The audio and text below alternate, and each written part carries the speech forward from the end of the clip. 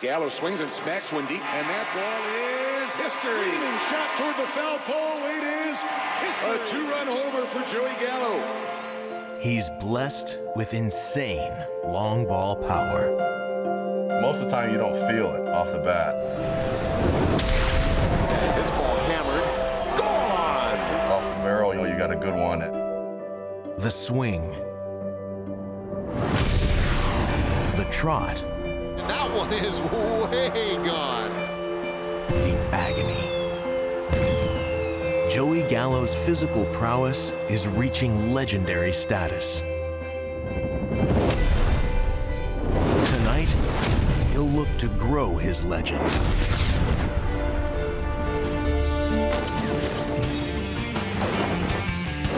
Rangers baseball is presented by Shiner Sea Salt and Lime Summer Lager. The weather continues to be smoking hot here in Texas. So is the power bat of Joey Gallo last night. What a display in the late innings yesterday. The Rangers offense overall very good yesterday, but it was an extra innings loss. Welcome in, everybody. Great to be with you tonight. I'm Dave Raymond alongside CJ Nikowski. It was an extra innings loss last night. A very entertaining ball game, though. A lot of fun. And now, of course, the Rangers hoping to bounce back today. It wasn't just Joey Gallo, though. Even though the wins haven't necessarily piled up, the offense has been very good lately. They have, and especially here at Globe Life Park. And you always want to make sure you're hitting well at home. And the Rangers have done that this year. We'll dig in a little bit and take a look at their numbers, especially in the American League. You see the plate appearances per walk. That's certainly a good number that you want to see. The OPS, something we will focus on the rest of the season. They are fourth in the American League when they are at home. That's good to see. And the 5 runs per game, we saw it last night. They were on fire. They were very comfortable in what they were doing. Now, you think about the Cleveland Indians on the other side of things. This is a very deep offense. They have been very good against the Rangers so far this season. 8.5 runs per game. That's too many. The pitching wants to do a much better job. They've hit 341. The OPS at 975. And so for these last 2 games of the season series, you'd love to see the Rangers pitchers step up a little bit and try to quiet down those Indian bats. Well, to that end, tonight another chance at history for Bartolo Colon. It's his 3rd shot now at getting this elusive victory to become the winningest pitcher among all Latin-born pitchers tonight. Yeah, we'd like to see that because we've talked about it for a while. He was great in his last one. It felt like maybe there was going to be an opportunity for Bartolo to pick up that win, but it hasn't happened yet. Now, of course, remember, this is a guy who started his career with the Cleveland Indians. He spent 6 years in Cleveland, and he threw the ball extremely well. That's where it all started for Bartolo. He's also pitched against the Indians quite a few times over the course of his career, and he's done pretty well. But certainly, this is where the legacy began, wearing that Cleveland Indians uniform. And there is big Bartolo Colon, as we mentioned, 245 career wins. We want to get at least one more, and we like our numbers, so 250 would be pretty good as well before this season ends. Let's get one tonight for Bartolo. Maybe some more offense to back him up. Look, Joey Gallo always at the center of things when he's in the batter's box. And Emily Jones will put him in the spotlight when we come back. Rangers baseball is sponsored by Ford. Visit your local Texas Ford dealer during the Ford Summer Sales Event. Ford is the best in Texas. By Shiner Sea Salt and Lime Summer Lager. And by Southwest Airlines. Low fares, no hidden fees. That's transparency.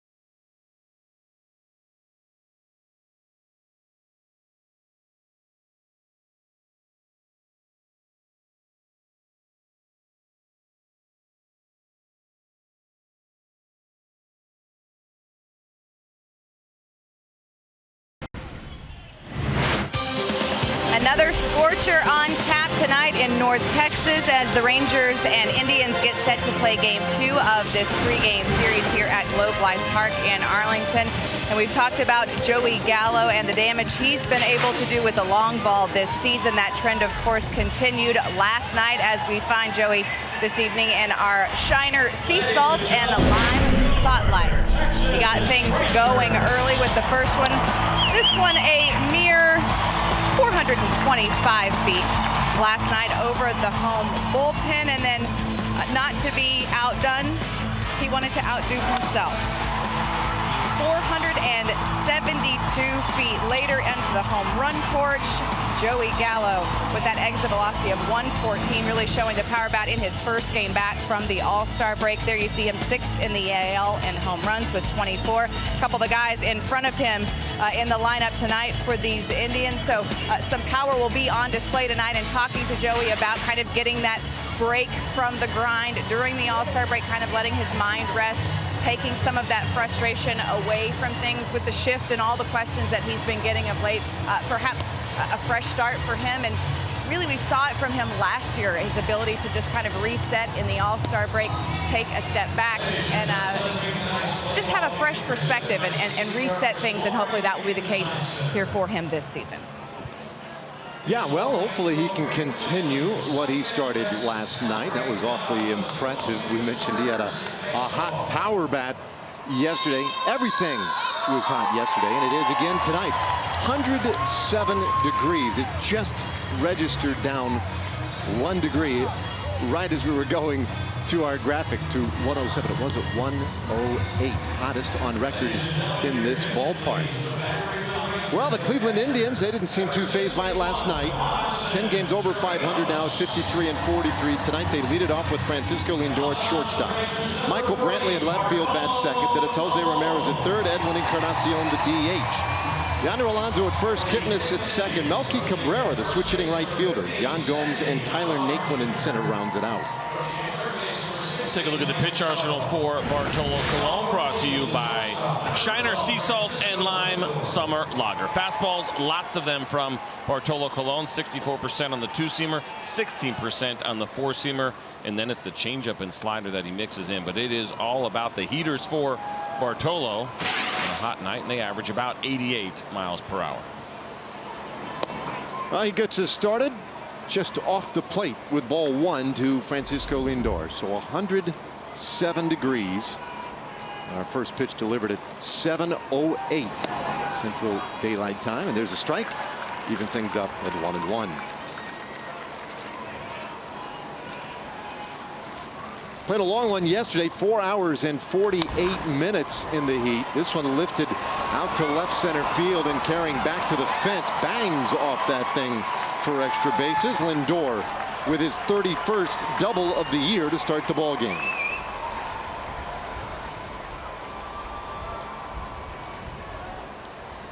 Francisco Lindor is so good. You see him here hitting from the left side. Pretty good pitch from Bartolo Colon. Good look at the two-seam fastball, running away.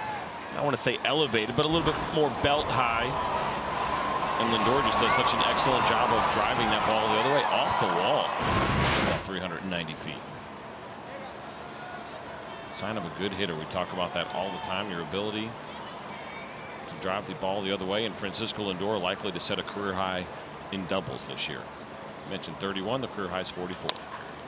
Ground ball up the middle. Throw will go to third. Lindor tagged out. One away. So a little break. Lindor took off. The ball hit behind him, but Elvis Andrus positioned quite well, and the ball hit hard enough, made for an easy out at third. So the adage is, if the ball is to your left, you just go to third base, and that is exactly what Lindor did. He didn't do anything wrong there. Now, the only thing that you could maybe criticize is that Elvis Andrus was so close to him, but it took a really good throw and an aggressive play by a good shortstop in Andrus to get that out. Almost every other shortstop will concede that the runner's going to get the third and you take your out at first, but that's a really nice aggressive play here in the first inning by Elvis. So one out. Brantley the man at first. Jose Ramirez takes a strike on the outside edge of the plate. Jim Wolf, our plate umpire today, maybe given just a smidge off the plate right there. There's Jim, veteran Major League umpire, brother of Randy Wolf, the former left-handed starter. Never did a game behind the plate with Randy starting because he couldn't. Major League Baseball wouldn't allow it. They would have to rotate him out of position on those nights. And your first thought might be, well, you know, because he might favor his brother. But I would look at it the other way around. Be too hard on him. Like, listen, this little jerk, all those years. Now, obviously, Jim's in pretty good shape, takes care of himself, you know. And that's why I look at it. It's, you know, was it a situation where maybe he was bullied by his brother? They had their fights over all those years. Fastball right down the middle. Ball. I mean, that's what I would. That's how I think it'd go down. Yeah. There's strike 3 called on Jose Ramirez. Now listen, that's an accomplishment right there. Jose Ramirez, beyond all the great numbers he's put up this year, he does not strike out a lot. No, and he looked at a really good two-seam fastball from Bartolo Colon. When that came out of Bartolo's hand for Jose Ramirez, it appeared that it was going to be in off the plate and maybe even would have hit him. And it's that great late movement. Ramirez knows it. He's standing there maybe upset about the call, but in reality, he knows that that pitch came back and was a strike. Pick off over to first, not in time as Brantley just got back in there. Here's Encarnacion, the designated hitter, .231 average and 22 home runs. Bartolo trying to put up a scoreless first inning. And he finds the strike zone to Encarnacion. It looks like Edwin adjusting to Jim Wolf's strike zone right there. Wide eyes. Like, oh, okay, that's a strike then. Fair enough. Well, a couple of things always seem to happen when Bartolo Colon has a successful start.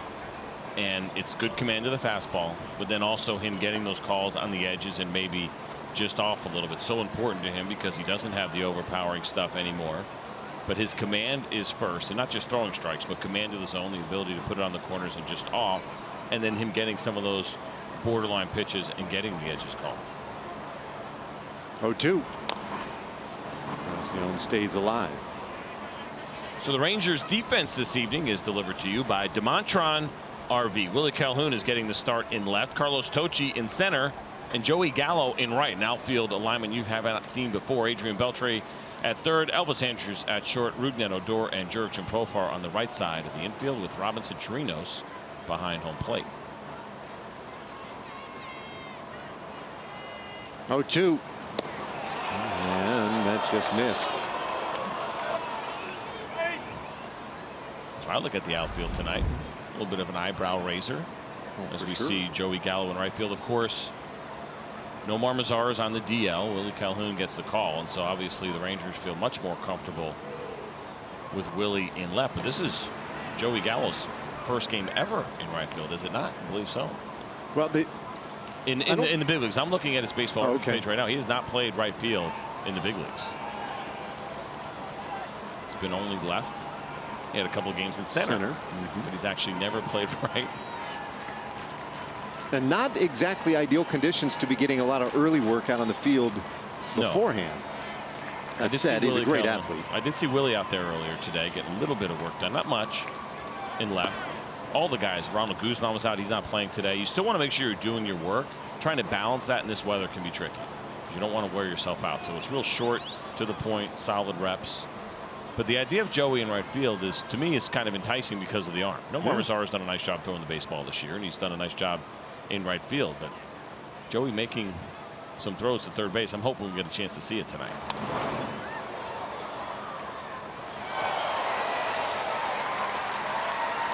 Encarnacion checking to see if that one might have burnt a little wood, that foul ball.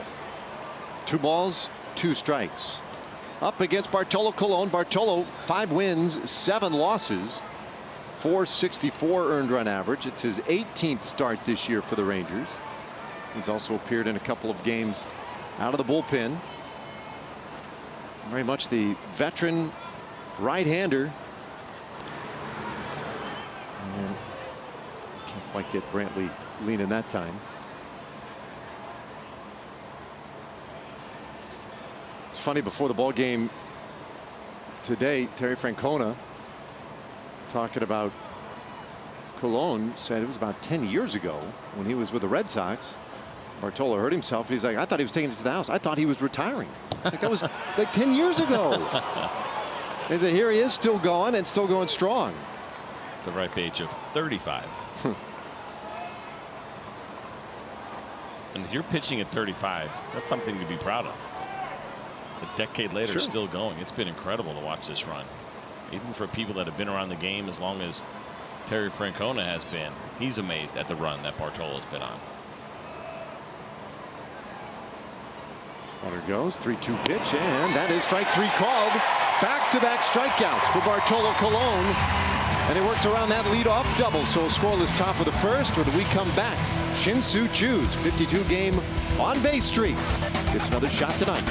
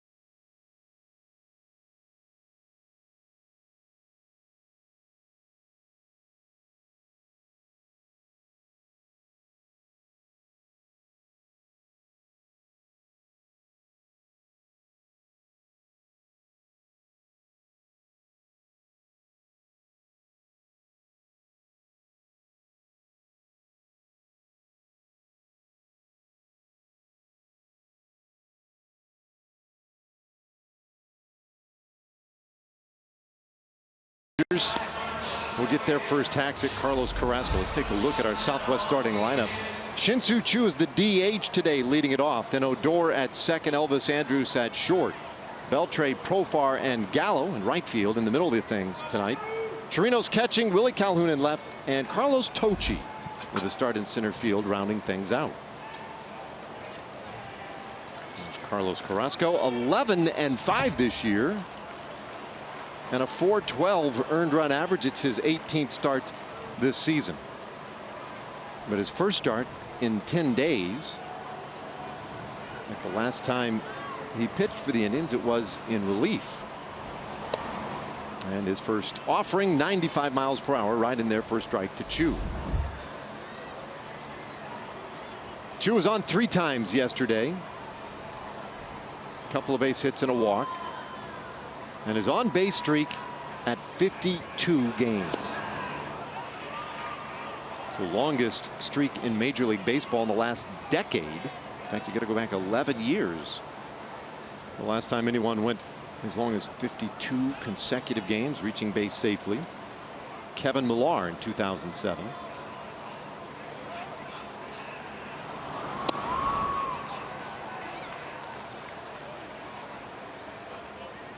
During this streak, which by the way goes back to May 13th, that's when it started. He's hitting .337, on base at .468. A lot of walks, OPS over 1,000. He has slugged a little bit over that time as well, has Choo. That's been, to me, maybe one of the more impressive parts. I mean, the streak is the most impressive. The fact that he has done it every single game, 52 straight games, found a way to get on base. But he's not just slapping the ball. He's not just hitting singles. He's driving the ball to all fields, hitting the ball out of the ballpark. Slaps this one on the infield to the left side, and Ramirez able to cut it off and throw him out, one away. Let's take a look at the pitch arsenal for Carlos Carrasco, which is brought to you by Shiner Sea Salted Lime Summer Lager. 4-seam fastball, 34% of the time the curveball, which is a very good one. 32%. You'll see the changeup, some two-seam fastballs, and the slider as well. The two-seam fastball has been a very good pitch, but it is the off-speed pitch is going to be very good. 42 strikeouts this year on the curveball for Carlos Carrasco, far and away the most of any pitch for him.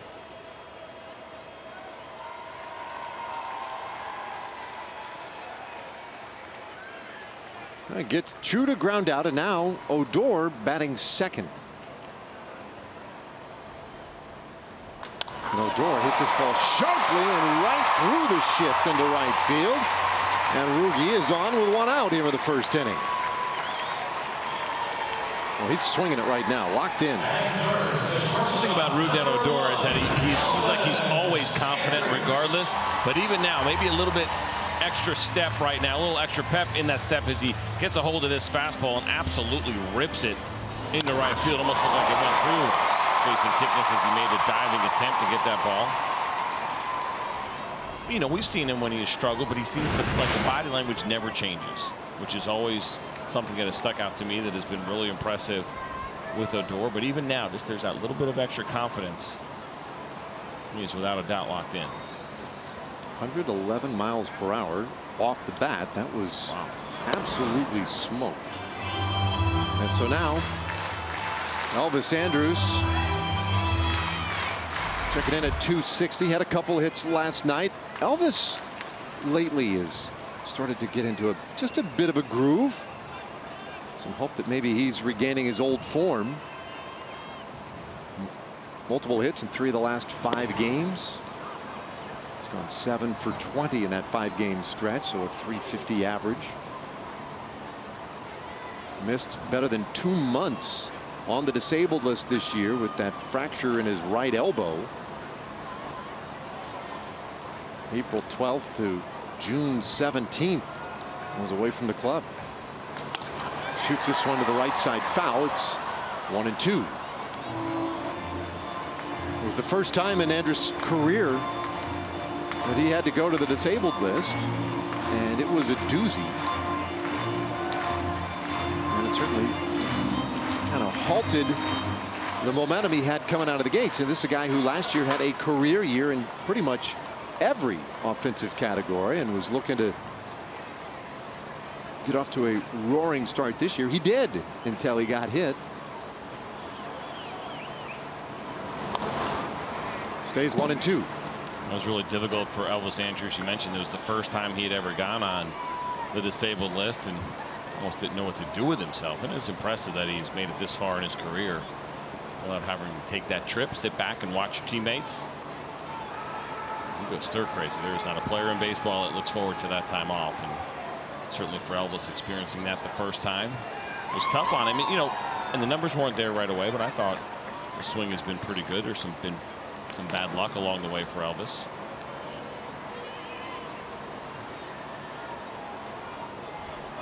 Again, lately we're seeing some of it coming together for him and some balls falling in. Ball and 2 strikes. He has Odor over at first base. Rugi stole a base yesterday. He's been running with a little bit more success lately as well. This ball well hit to center field, but Tyler Naquin is there. 2 away. There's some more of that bad luck for Elvis Andrus. Let's take a look at the Indians defense. It is sponsored by Jack in the Box. And in the outfield, it's Michael Brantley, Tyler Naquin, Melky Cabrera getting the start, just recalled from the minor leagues. And in the infield, Jose Ramirez has already made a nice play. Francisco Lindor, Jason Kipnis, Yonder Alonso, and Yan Gomes is getting the start tonight, catching Carlos Carrasco.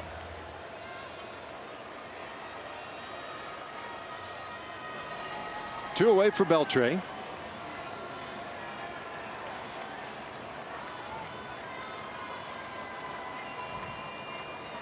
Only went extra innings yesterday. 11 innings.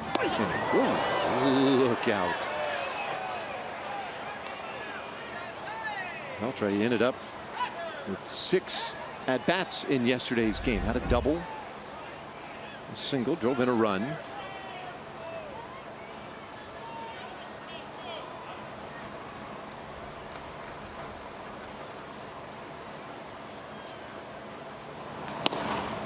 Takes a strike, 1-1 the count.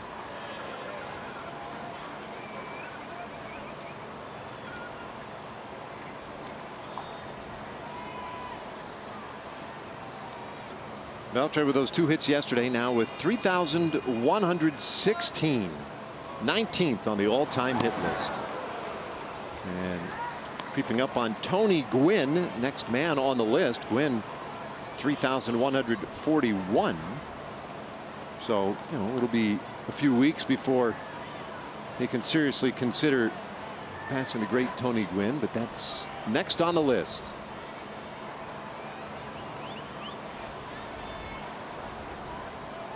Carrasco with a high set. Runner does go. Throw is a pitch rather is inside. Throw is late, and Odor with his 7th stolen base.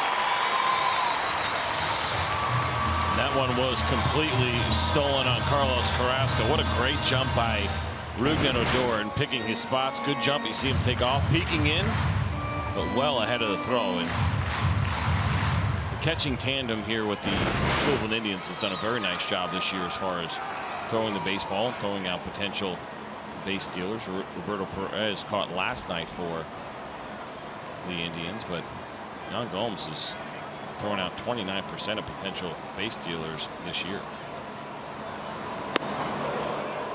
And again, and it's a full count on Beltre. So now once he catches Tony Gwynn, well, Robin Young is just around the corner. I mean, that'll be a couple of real huge names that he can clip off the list maybe in the span of one game.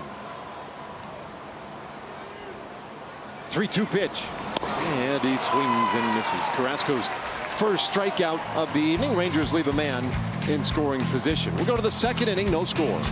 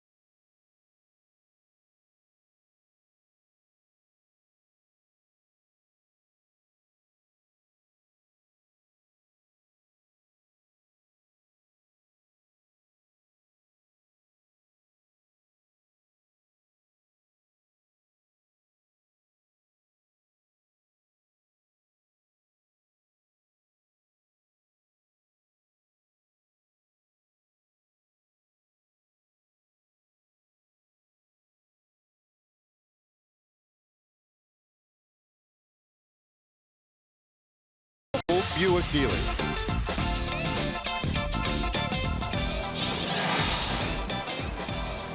Well, there he is, the big sexy Bartolo Colon. Nicely done in the 1st inning. A couple of strikeouts. Put up a goose egg, and now he deals with Yonder Alonso, left-handed batter. Alonso hitting .258 with 13 home runs.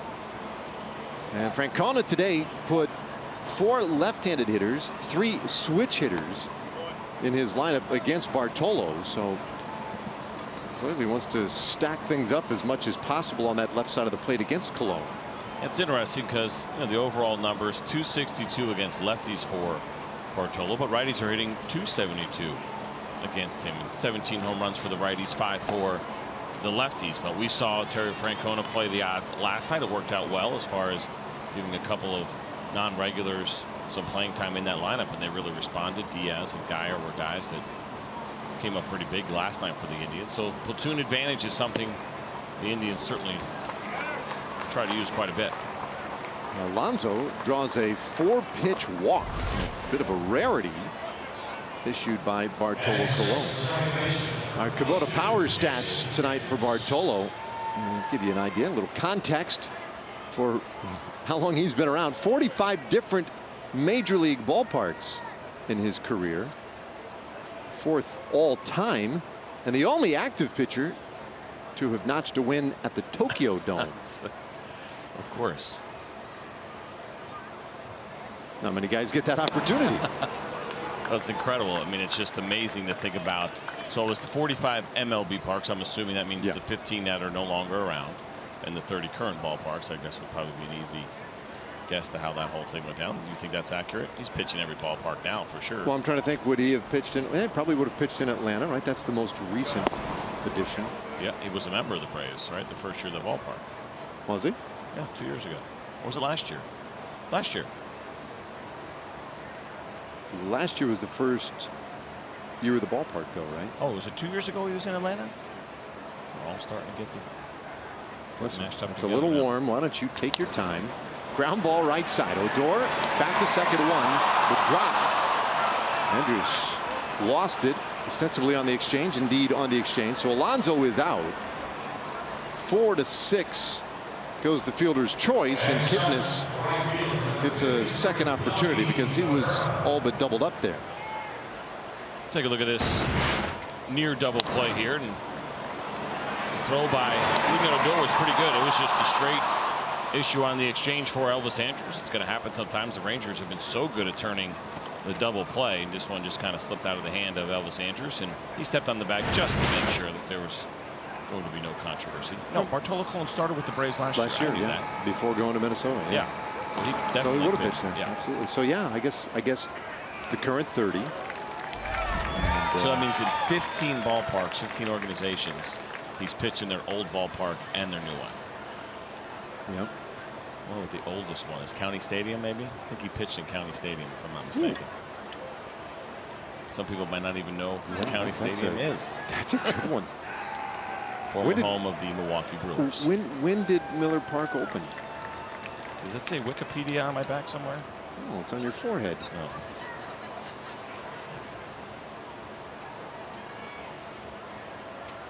1-0 to Cabrera, and he takes a strike. 1-1 the count. The year is 2001.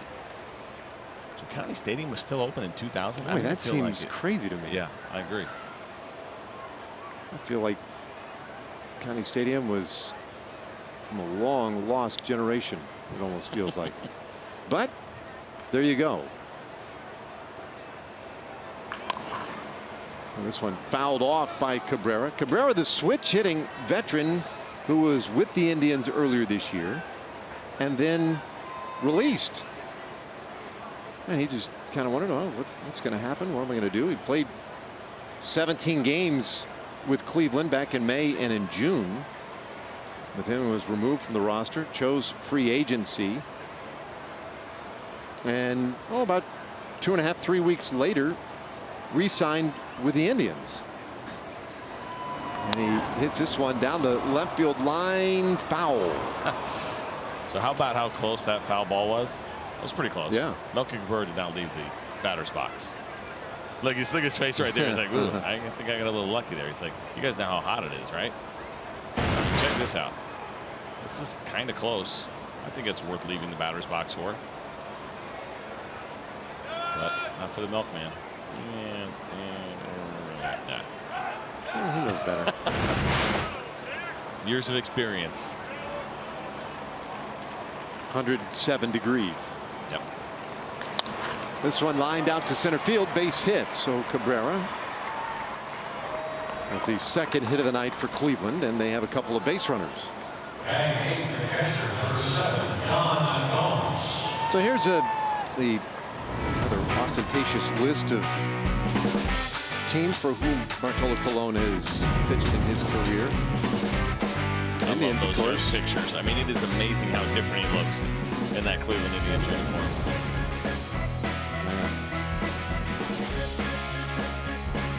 He's been around. Just when you thought it was over, there's a whole nother page.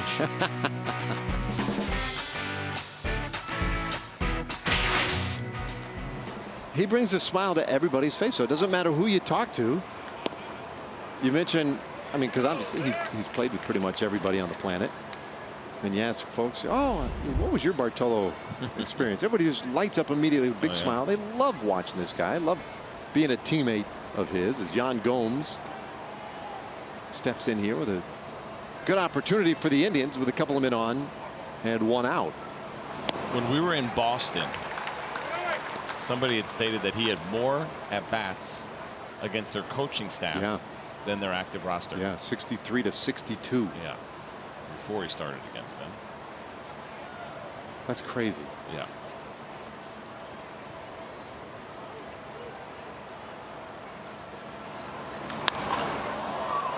High fly ball center field. Tochi will make the play. Tagging at second, Kipnis, and he will advance. So they're on the corners. Right. You know, another person Bartolo always makes smile. We mention his name, Emily Jones. Yeah, so the first time I met Bartolo in spring training, I walked up, introduced myself. I said, you know, hola, me llama es Emily. And he was like, hola, me llama es Poncho. And so I literally have called him Poncho every time that I've seen him. I have no idea why he told me his name was Poncho, but I have called him Poncho since then. I've never called him any other name. And so it's just kind of, I guess at some point I should ask him where this came from, but to me, he's Poncho. Does anybody else call him Poncho? Not that I know of. Not that I know of.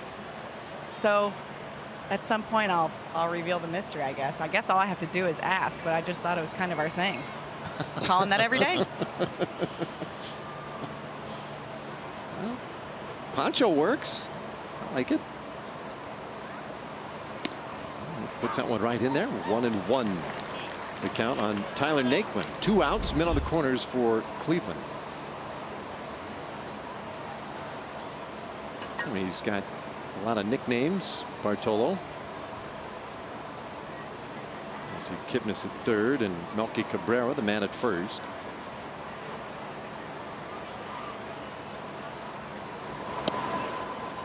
Near miss, 2-1.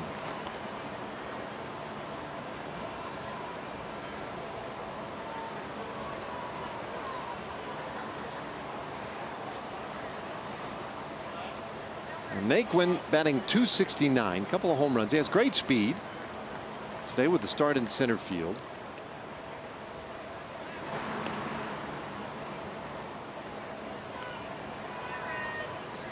Bartolo up to 33 pitches here in the early goings, and you know, you do always wonder about the heat on a night like tonight with any pitcher, with anybody out there. Bartolo, though, you don't worry as much.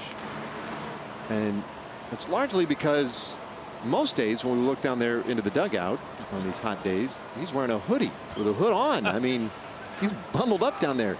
He might be catching a bit of a chill. Just thinking about that, wondering if he kind of missed his hoodie right now and is sitting in the dugout. And he usually works at a pretty quick pace. 21.9 is the pace for Bartolo Colon. That is well above league average. But on a night like tonight, you certainly would like to see him probably take his time. Ooh, knocks that one down and throws him out. Great reactions once again off the hill by the big sexy. We talk about his athleticism all the time, and watch Bartolo here, gets a glove on it, doesn't give up, bare hand, and a perfect throw to Jurickson Profar.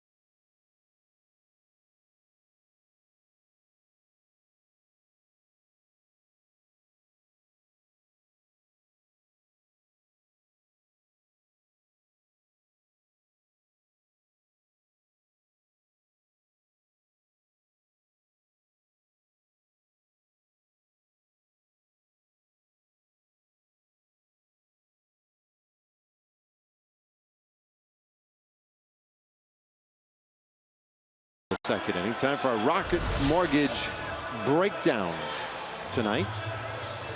Carrasco wins in the last 4 seasons, 54 of them. And in the American League, only Corey Kluber, his teammate, and Chris Sale of the now Red Sox have more wins than Carrasco, who last year was among the top 5 in Cy Young Award voting as well. I mean, a big year last year. And he pours in strike 1 to Jurickson Profar. Carrasco's been good over the course of his career, relatively reliable as well. Got with a pretty big fastball, good breaking ball, and he's been able to go deep in games. A couple of complete games for him this year. That always seems like a big deal in 2018.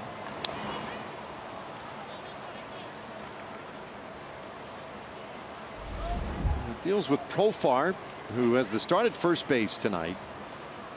245 average. A little bit of power for Profar. Those numbers, the 86 games in which he has played.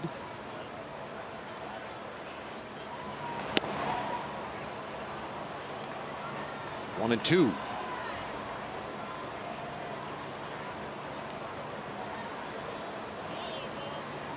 So he had a 10-game hitting streak that came to an end at Baltimore. Profar has 1 hit in 8 at-bats since the end of that hitting streak. Second longest streak in his career. And not only has he looked good at the plate, done a real nice job, and he's played all over the diamond. Profar has really shown that good power at times as well. 1-2 pitch. And he comes up empty here. Second strikeout of the night for Carrasco. So here comes Joey Gallo, who's familiar with Carlos Carrasco. He certainly is, and he'd love to get another pitch like that. That's April 4th of last year when Joey took Carrasco well into the upper deck. And he got him again, and this one was in Cleveland later in the year. So a couple of comfortable at bats for Joey Gallo against Carlos Carrasco last season. He takes a fastball for a strike here. Gallo has the average at 190. How about that? 4 home runs this year against the Indians, most against anybody. 24 total for Joey. Yesterday might have been, at least in one game, the 2 best swings or 2 best contacts we've seen him have in a long time. The second of his 2 home runs yesterday went 472 feet, and every bit of it.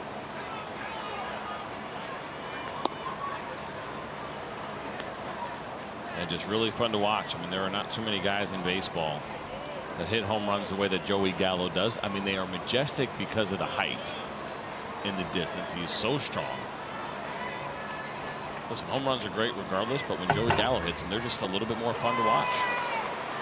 He swings and misses here. 3 straight strikeouts for Carrasco. 2 away. And all on breaking balls, and the last 2 were breaking balls that were out of the zone. And I mentioned how good Carrasco has been with his curveball, especially this year. He's now up to 45 strikeouts on the season just on his curveball. But look where everything is located on the Fox tracks. Below the zone, it was a good fastball earlier on the first pitch of the at-bat. He knows how to use it. That strike to ball pitch. Looks like a strike the entire way, but finishes below the zone. Base is empty with 2 outs for Robinson Chirinos. And he takes ball 1.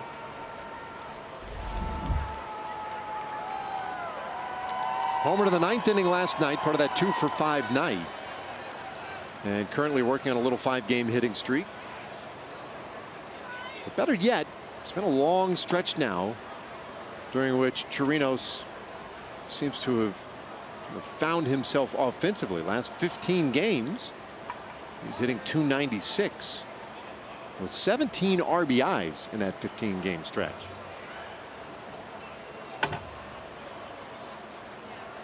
One, and that's off the plate. Seen a couple of the Rangers adjusting their facial hair situation lately, and Chirinos one of them. The goatee's gone. Slow roller left side. Ramirez charges, throws, and it's a 1-2-3 second inning for Carrasco. So off to the third inning we go. Still no score.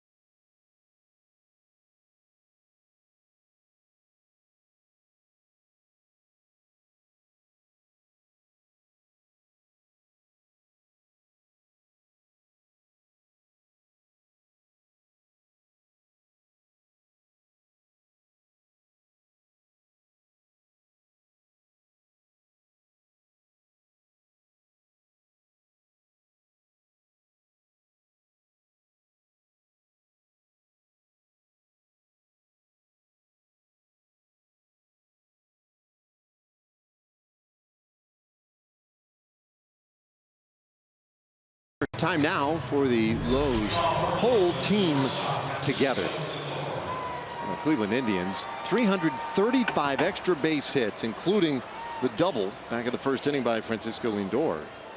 Third most extra base hits in the league, and as you can see, it takes a lot of guys. It takes a whole team to amass that big a number.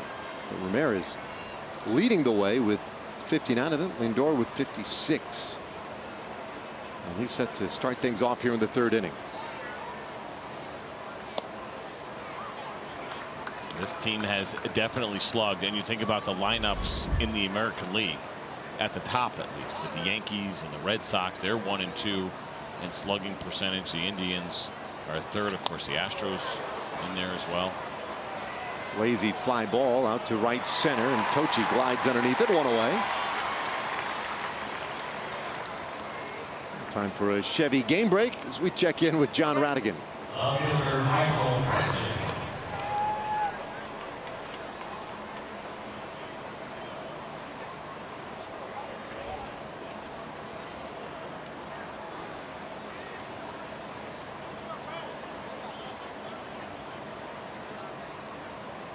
Thanks, Rad. So the Yankees and the Subway Series.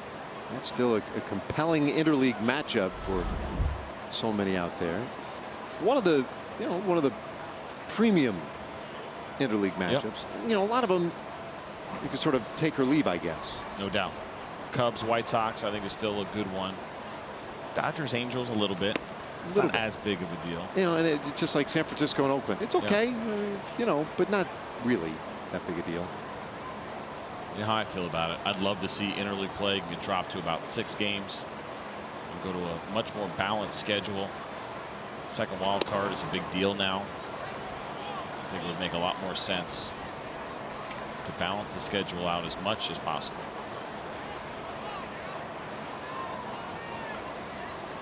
Some people were talking about, you know, does it take away from the All-Star game the way that it used to be, right? Like, it seemed like there was a genuine dislike between the American League and the National League, like through the 70s and those early years. And, you know, free agency, of course, changes that, and players changing leagues so much. But then also just the excitement of seeing some players in a different league. That's kind of gone away with interleague play.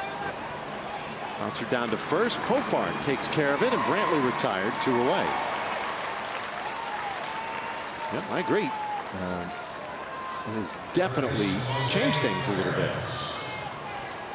There was a time when, so growing up, full disclosure, I was a National League kid.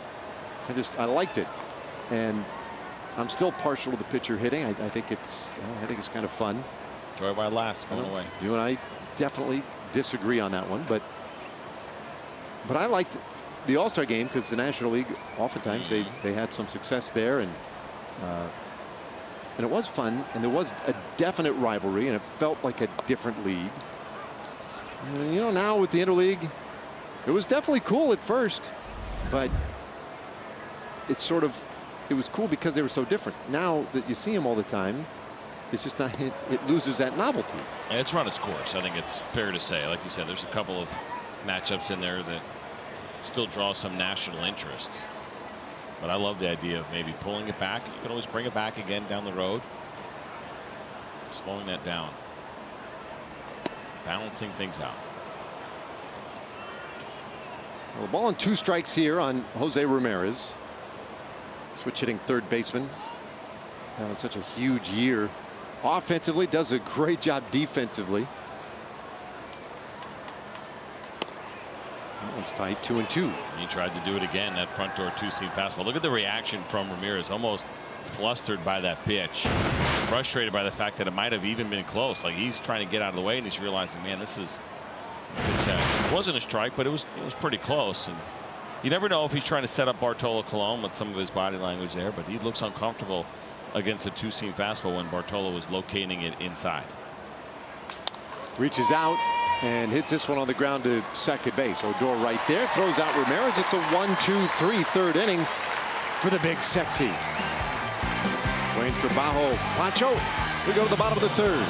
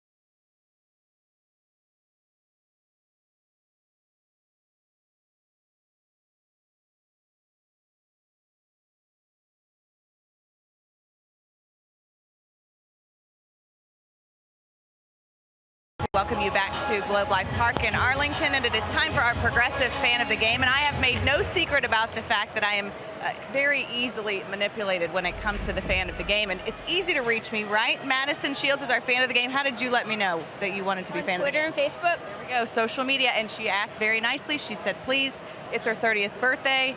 That to me is good enough for the fan of the game. Who's your favorite?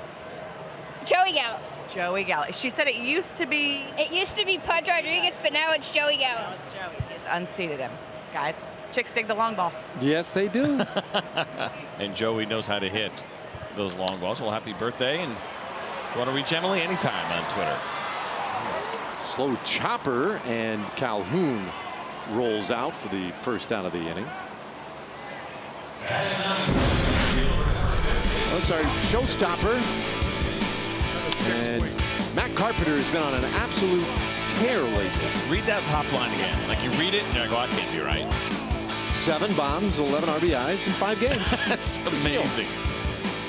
It was a huge day yesterday. guy's been locked in and on fire, and they changed managers there in St. Louis, and I'm sure that has absolutely nothing to do with it, but the timing is pretty incredible. Mike Matheny saying, hey, where was that before I lost my job? They're in a fight over there right now in the National League Central are the St. Louis Cardinals. And, you know, Matt Carpenter's an interesting guy to me. I feel like he's always been a good player, and I feel like he's been really underappreciated, even in St. Louis, surprisingly. Some fans have been frustrated with him. I'm looking at his numbers year in and year out.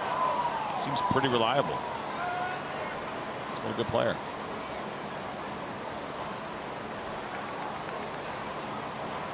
So that's one of those things to me, though, where so you look at a guy's overall numbers, right, year by year.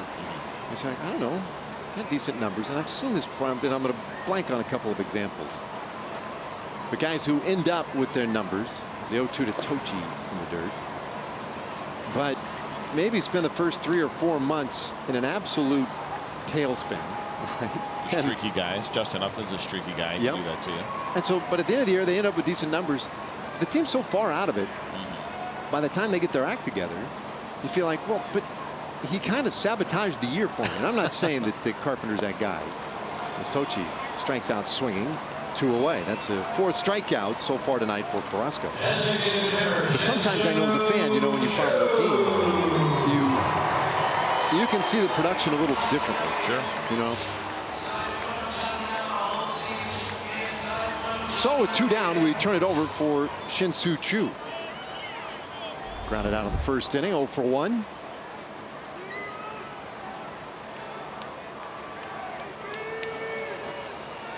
Choo 3 for 10 in his career against Carrasco prior to tonight.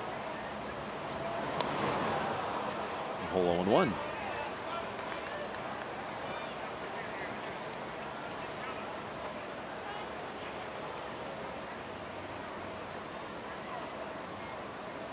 So I mentioned earlier his on-base streak, which is at 52 games, started on May 13th. So I was trying to think, and I didn't spend a lot of time and energy on this necessarily, but I was like, oh, I wonder, you know, there's somebody who has, let's say, joined the team since then, right? So like he would know nothing of a game in which Choo did not reach base. Okay. Or, you know, maybe let's go back to pre-May 13th, something that had happened in baseball or with his team or whatever that would have predated the streak, because this is a significant stretch of time. You start talking about May 13th. Now I couldn't find that player necessarily to illustrate that point, because all the injuries came so early this year that a lot of the guys, Guzman and such, were up prior to the start of this impressive streak for Choo.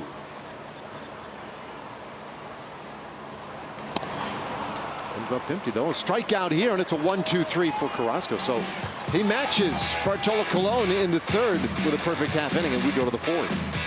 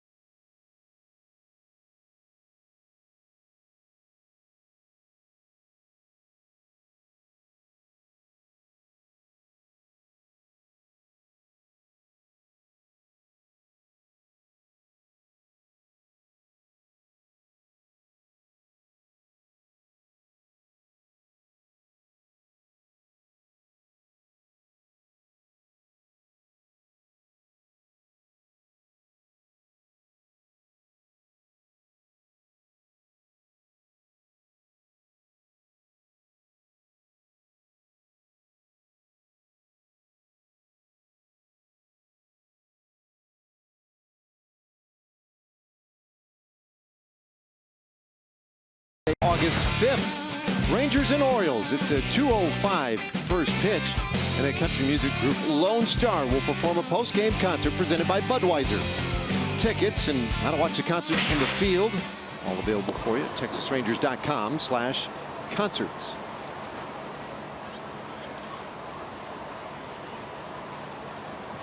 So heart of the order in this fourth inning for Cleveland. Edwin Encarnacion, the DH. Takes one low. It's 2-0. It's Encarnacion, Yonder Alonso, and Jason Kipnis, the 4, 5, and 6 hitters.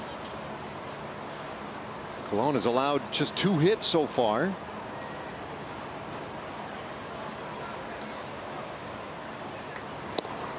Both of those strikeouts were looking back-to-back. First to Ramirez. We talked about the front door 2-seam fastball, and then just really good location on the heater to Encarnacion. That's something with Bartolo Colon when he's got that 2-seamer working. The idea of strikes called like that one right there, 87 miles an hour, and even though it's a 3-0 count, but that's what you see. It's the late movement.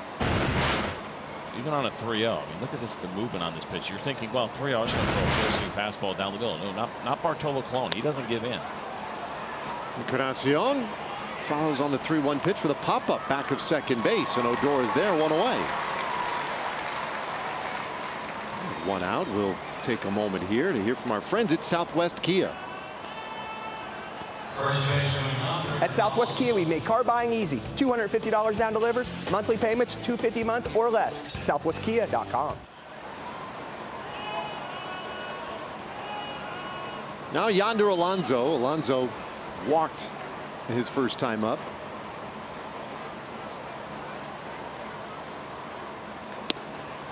And started, but stopped himself at what was a pretty good pitch.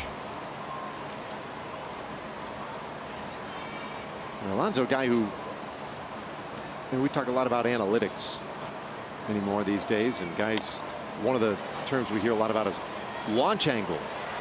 He took it to heart in a big way last year as he rolls out weakly to Odor this time, and there are 2 away. And Alonso last year made a concerted effort to lift the ball more, hit a lot more home runs, and put up some good numbers with Oakland and Seattle. He's hoping to build on that again this year. He started to fade a little bit at the end of last season, and there have been some frustrations this year for him, and that last ground out a good example. Let's see, not real pleased with that at bat. So 2 gone. Here is Jason Kipnis.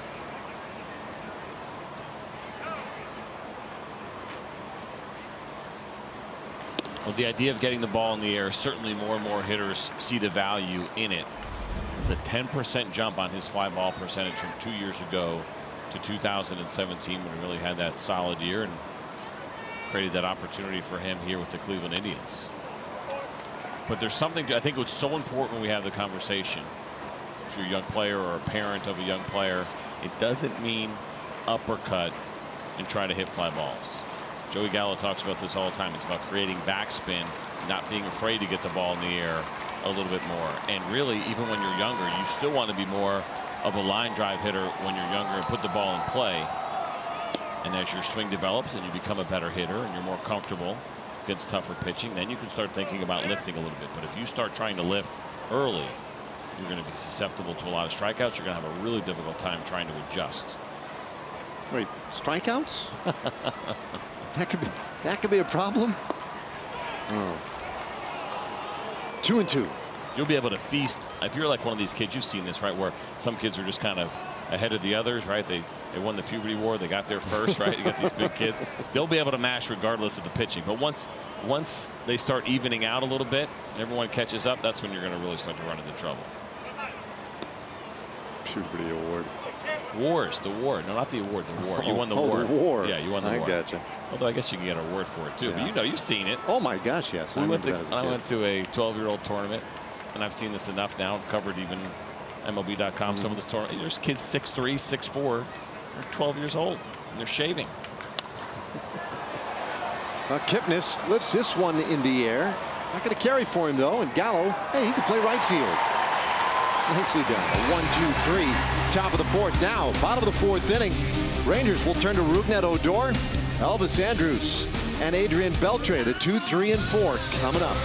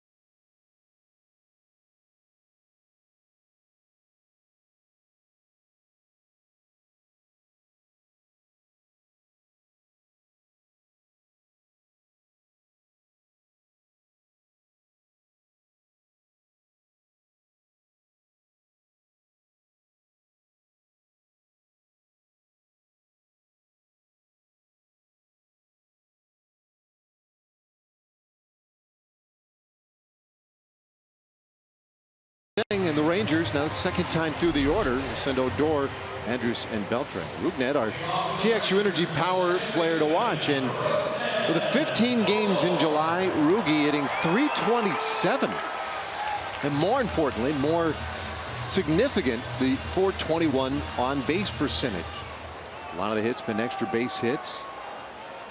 5 walks mixed in there. He has been absolutely a different man in the month of July.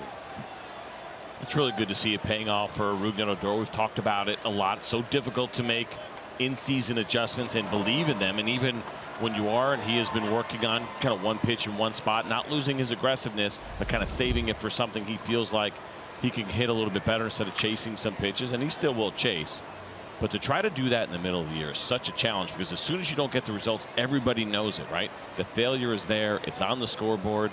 Everybody knows. You're hearing it from the media. Well, he is stuck to his process, and it really is starting now to pay off. Not an easy thing to do. Ball on a strike. He hit a single into right field in the first inning, and he blistered it at 111 miles per hour off the bat. Ground ball that went right through the shift.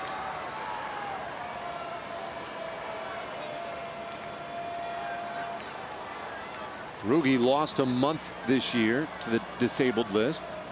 The left hamstring strain. Bounces one right side, and a high hop for Alonso, and he'll put Odor out the first out of his 4th inning. Well, take a look at our WinStar World Casino and Resort leaderboard. When you look at career averages against the Cleveland Indians, Elvis, the second best Ranger ever in terms of average against Cleveland, a .374 average, just a smidge ahead of Garcia Parra, like 10 thousandths of a point. I thought it was alphabetical. No, he's actually just a little ahead. Nice. And he takes a strike here from Carrasco. Now he flied out of the center field back in the first inning, 0 for 1. It's unfortunate that Elvis missed the series in Cleveland, because the numbers really take off even more at that ballpark over the course of his career. 0-2 the count. CJ, I take it back. It is alphabetical because he is just a shade back of Garcia Parra. My deepest apologies. That's right. Garcia Parra, .374.04 was his batting average, and Elvis coming into today, .373.98.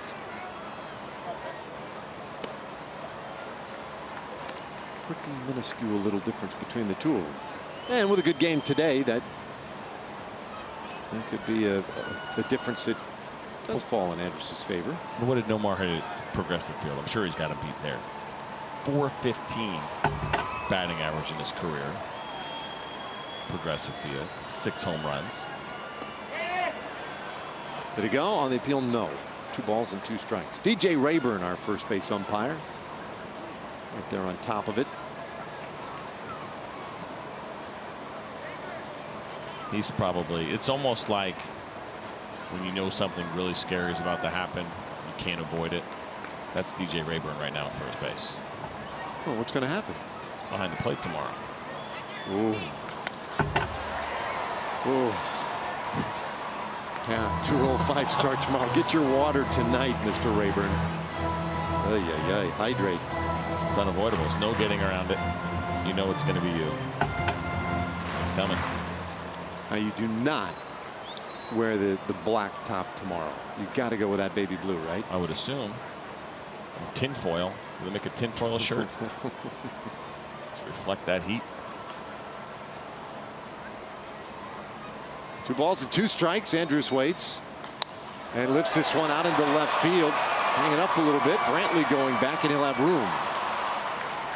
2 gone.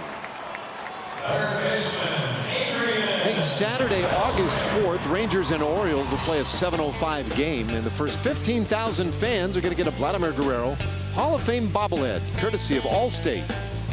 Your tickets available at TexasRangers.com or by calling 972-RANGERS.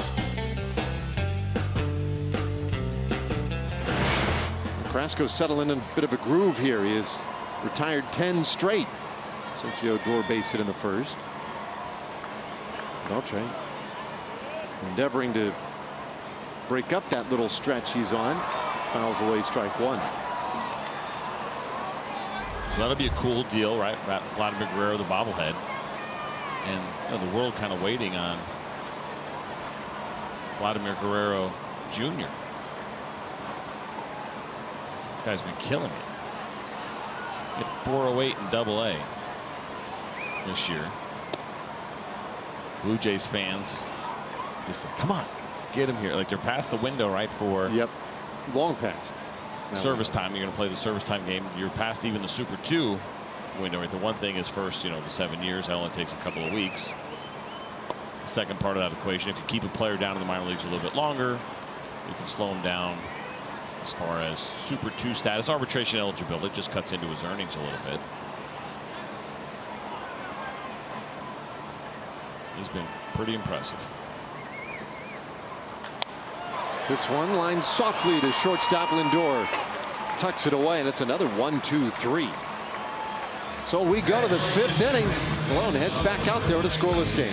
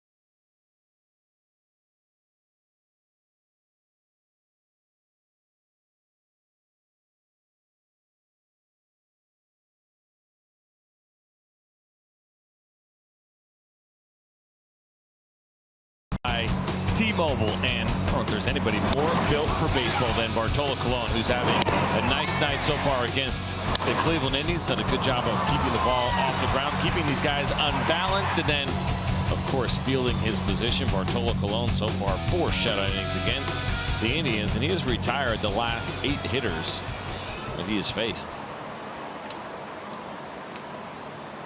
So looking good tonight. And his first offering, this one ripped out to right field. Gallo trying to cut it off, took too shallow an angle, and it gets past him. Cabrera to second with a leadoff double.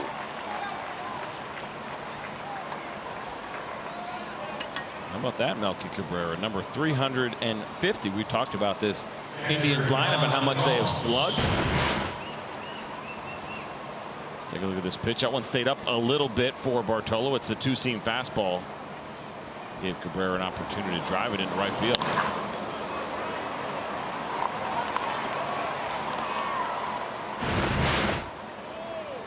So the Indians with a man in scoring position, and their 8th place hitter Yan Gomes coming to the plate. Gomes 0 for 1. Fly ball out back in the 2nd inning.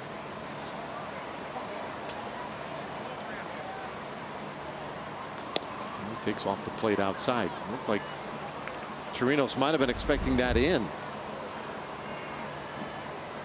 Had to lunge for that a little bit.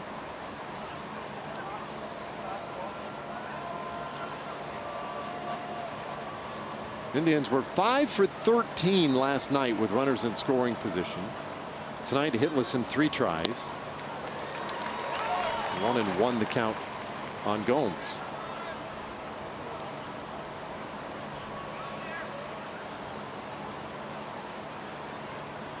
Gomes really struggled with injuries a couple years ago. Bounced back nicely last year. Very good defensive catcher. And hits this one out toward that right field corner. Drops in front of Gallo. Now around third base, Cabrera. Here's that throw, the tag, and it just missed Cabrera. The throw a little up the line, and it allowed Cabrera to get around the tag and in for the first run of the game. But what an arm from that right field corner. Yeah, Joey showed it off a little bit, and if this thing was just a little bit further, a little bit closer, I should say, to home plate, Cabrera would have been out by a pretty good amount. Good spin and throw by Joey. Not an easy thing to do and still be on line with your throw. And I was curious whether or not he caught the play with his hand. He did. Pretty good slide by Melky Cabrera to avoid the tag. And unfortunately, Robinson Chirinos just misses getting Cabrera. You see the strings there. Yep. They do not count. Not anymore. Right? And they never should have. Yeah, they probably should not have. Because much like the oven mitt for the base stealers, you put some extra long strings on there. It was like Spider-Man, just catch a guy. Just trying to get past you. A pom-pom. A good piece of base running by Cabrera. When they waved him around third base, I thought, you know, that's curious. Because he was hardly at the bag when Gallo was up with a baseball, and with his arm, there was a real good shot that they'd get him, but took the chance. And the throw just a little offline. On Naquin, this fly ball hit pretty deep out to left center. Tochi able to track it down. One away.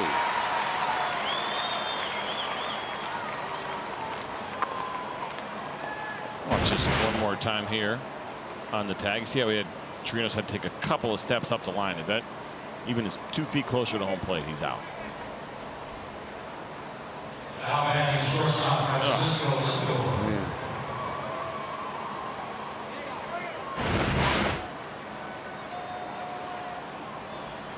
A game of inches at times, and right now that's the difference. 1-0 Cleveland as we play here in the 5th inning. Gomes at first with 1 out. Rangers infield set at double play depth with Lindor up there. And he hits this ball sharply out to right field. Gallo getting a workout out there tonight. Gomes into third base. They're going to wave him to the plate. Here comes the throw again offline. And again in there safely. And for the second time in the inning, somewhat stunning that they sent the runner, but both times works out perfectly for Cleveland. We have such a great view here, high home above the plate when we sit there and we watch these plays, and I'm with you on both of them. I'm like, oh yeah, great, send them, because the Rangers are going to nail them. But both of the throws ended up being offline. First, take a look at the pitch, a changeup, pretty decent one down and away. Lindor goes out and hooks it, and the way the Rangers had their outfield aligned, it was a long run for Joey Gallo. But let's take a look here at the cutoff and the relay. Good job by Joey to hit Rougned Odor. He just held on to that ball a little bit too long, and both of those throws were, I don't know, 8 to 10 feet off from home plate. One in fair territory, and one in foul, and that made the difference. Two very aggressive moves. Now Brantley, and he'll shank it foul. And who knows? Mike Sarbaugh, the third base coach, he may have been under instruction, might have been part of the scouting report today, that if opportunities are a little short early on, let's get aggressive. Let's put some pressure on the defense and take some chances. Well, they have taken 2 very big chances, and they have both worked out.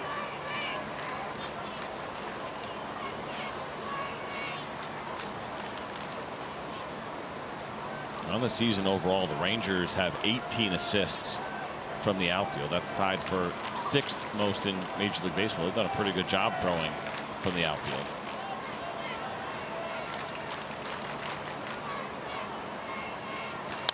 Brantley flares this one over short in the left field. That's a base hit. This time a no-brainer to send Lindor. He scores standing, and it's 3-0 Cleveland.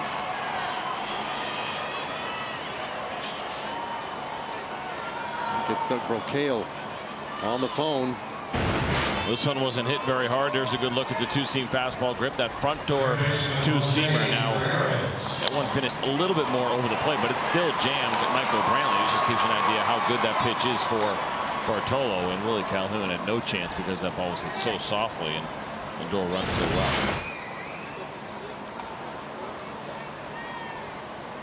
So Jose Ramirez, who is 0 for 2.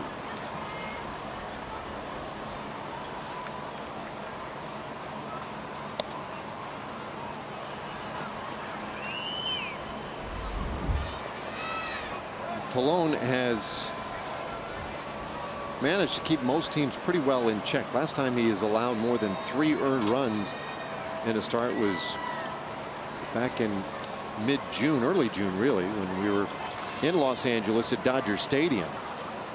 He gave up 8 runs in 3 1/3 innings.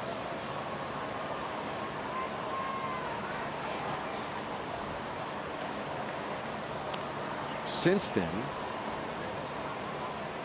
he has allowed 3, 2, 3, 3, 3. Last start 4 runs, but only 3 of those were earned. Yeah, he's been good. I mean, that game he pitched in Detroit, even though it was 3 runs, that was unbelievable. Really good game against Jordan Zimmerman. It was a complete game loss for Bartolo when it was all said and done. 2 hours and 5 minutes. It was incredible.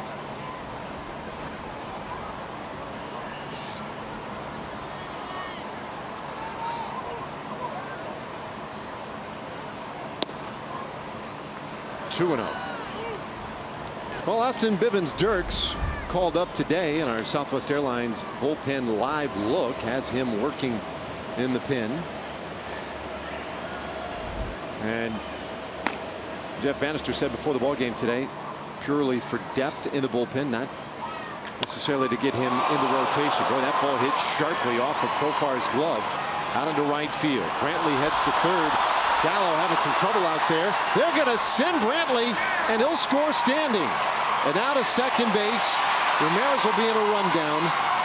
Beltre tags him out for the second out of the inning. Wow. 4-0 Cleveland. What a wild play this turned out to be. I'm not sure exactly what happened with Joey Gallo, whether he bobbled the ball. You see some frustration on his face right now.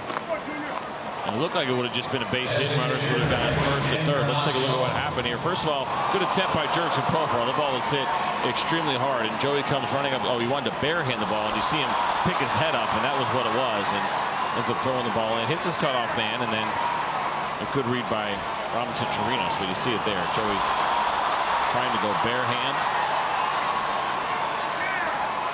But a good job by Profar to get that ball to Elvis Andrews and retire Ramirez. It's a single, and E9. No RBI for Ramirez. And then the putout goes 9-3 to 6-5.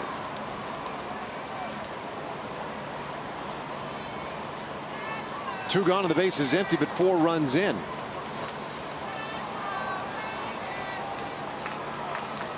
One of the runs though at the moment, an unearned run. If he can retire Encarnacion, or basically Encarnacion has any kind of at bat that would not have driven the run in from third, that would remain unearned. This ball hit well out to left field and over the head of Calhoun. It becomes an earned run. Encarnacion pedals to second base, and he'll have a 2-out double.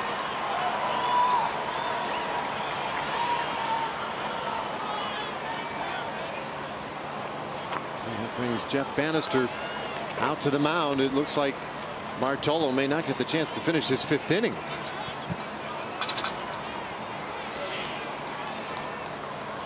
Austin Bivens-Dirks ready to go, and he'll check in for the Rangers when we come back.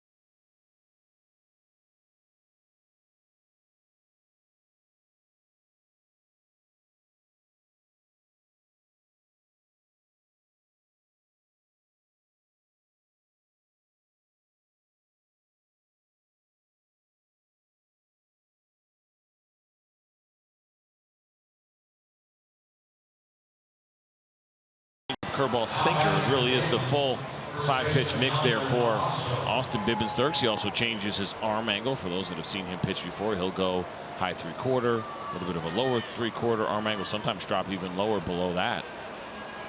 Gives him a much different look as well. And Austin has done a good job in and out of the rotation a little bit for the Rangers over the last couple of years.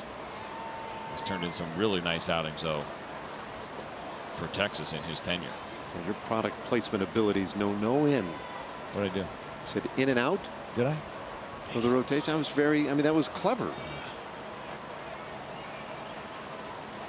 So it makes you the leading baseball analyst in this booth tonight. I would say so. Does that mean a free double-double somewhere along Maybe. the line?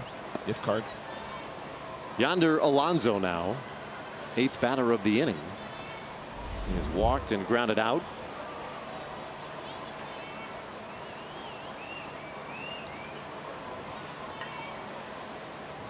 Four runs, 8 hits for Cleveland. No runs, 1 hit for the Rangers. Alonso ties into this one, and that one out into the, well, off the facing of the upper deck in right field. Alonso's 14th home run of the year, and it makes it 6-0 Cleveland.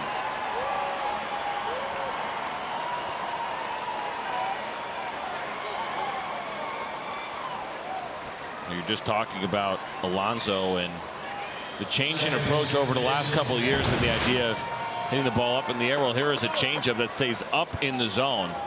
And again, look at the swing. It's not a huge uppercut swing. It's just catching that bottom half of the ball and getting that good backspin. As we'll take a look at the StatCast powered by AWS. 103 miles an hour off the bat and nearly 400 feet.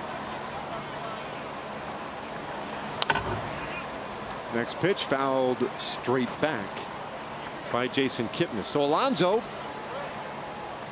telling some stories about that home run right there. He's on a 1-0 pitch. 14th home run of the year for Alonso.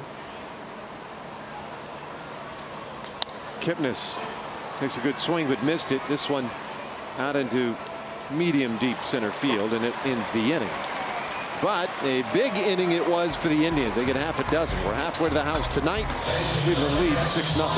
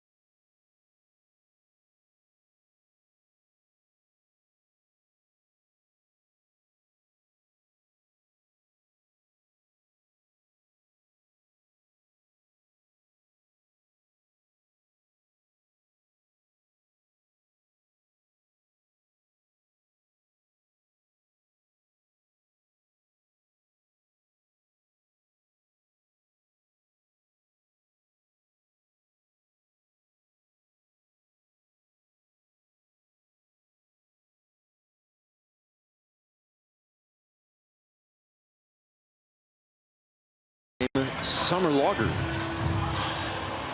6-0 Cleveland with the lead here as we go to the bottom of the 5th inning.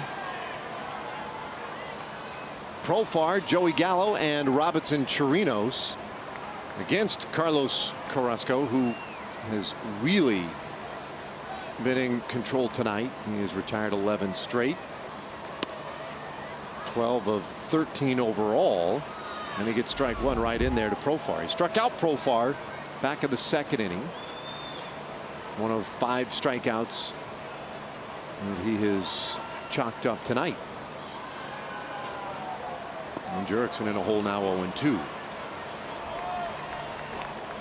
4 of the 5 strikeouts have come on the breaking ball for Carrasco. It's looked really sharp. You just saw a profile right there, and these Rangers hitters having a little bit of an issue trying to lay off that pitch when he uses it at the bottom of the zone. That really speaks to the tightness of the rotation on that breaking ball. Now we have numbers to be able to measure that, but the hitters will also tell you everything you need to know about how a pitch looks. Foul away. Stays 0-2. We're in Cleveland on the last day of April, on the first 2 days of May earlier this year. Did not face Carrasco. Missed him that time around. Last year, the Rangers saw him twice and pounded him to the tune of an ERA of 10. He's an interesting guy to me because you know the potential is there for him to pitch the way he has tonight, which is to say he's been very dominant. And yet, in the games we have seen over the years, he also has the potential to be very pedestrian. The Rangers have handled him well over the years, not just last year, but in years prior. Up and away. Did he go? No, he did not. It's 2-2 on profile. That included, of course, the damage that Joey Gallo has done against him in his career. Carrasco's 2-3 against the Rangers. This now is 8th start. He has a 6.64 ERA against the Rangers. Not very impressive. But that number is going to improve, certainly, if he continues to pitch tonight the way he has so far. Profar putting a good at bat on him, though. This will be the 7th pitch of this confrontation.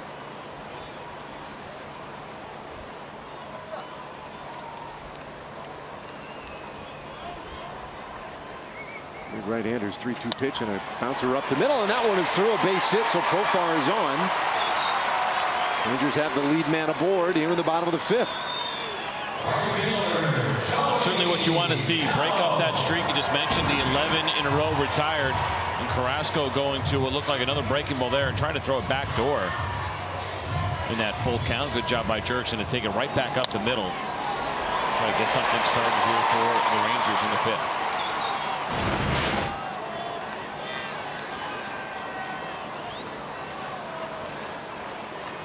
Profar's been a good base runner this year. Takes his lead. Big Joey Gallo stands in there at the left side.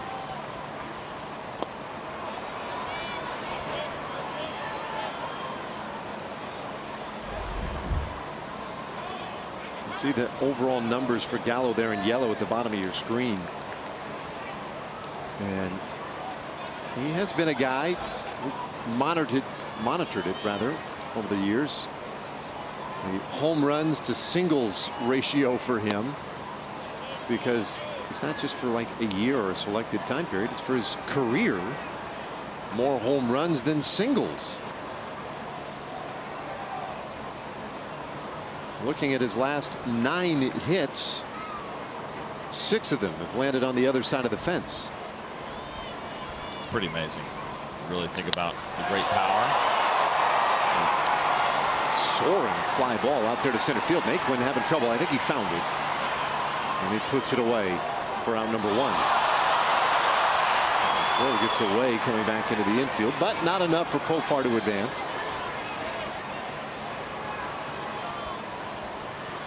Hey, so coming up on Wednesday of next week, it's July 25th, the penultimate game of the Rangers A's series, 7:05 start. It's a Texas Chili Company $1 hot dog night. Tickets are available at TexasRangers.com or by calling 972-RANGERS. CJ, that'll be the penultimate game of that series, which means 3rd. Oh, I think that's. You know, we missed a big opportunity. I watched a replay of our game from yesterday. I watched the tail end of it this afternoon, and we missed the vomitorium opportunity yesterday. Yeah, on the home run, the Gallo home run. I thought about it, I don't know, a good 15 hours later, so I was right on it. I was like, oh, wait a minute, darn it, gotta bring that back. Dave Raymond always good for helping us expand our vocabularies, or leaving us just completely flustered. What was that word? We're just making up words sometimes. Which you could totally do to me, and I will absolutely just shake my head along with you and pretend that I knew what you meant. It's good. It's challenging. Make us look some words up once in a while. I can appreciate that. I think it's important. Profar remaining at first base now, and here is Chirinos. Especially in this day and age, right? Yeah. I mean, some of those text messages from the kids. Ooh. I don't enjoy it one bit. I gotta tell you, kids is one thing. My mom. Oh no, she's not doing just the letter U. Oh, she has a number of. I mean, it's all abbreviations sometimes. Ground ball, third base. Ramirez to second, one. Kipnis makes the relay, and it's an easy around the horn double play. 5-4 to 3. Carrasco out of any trouble in the 5th inning. We go to the 6th. The Indians leading at 6-0.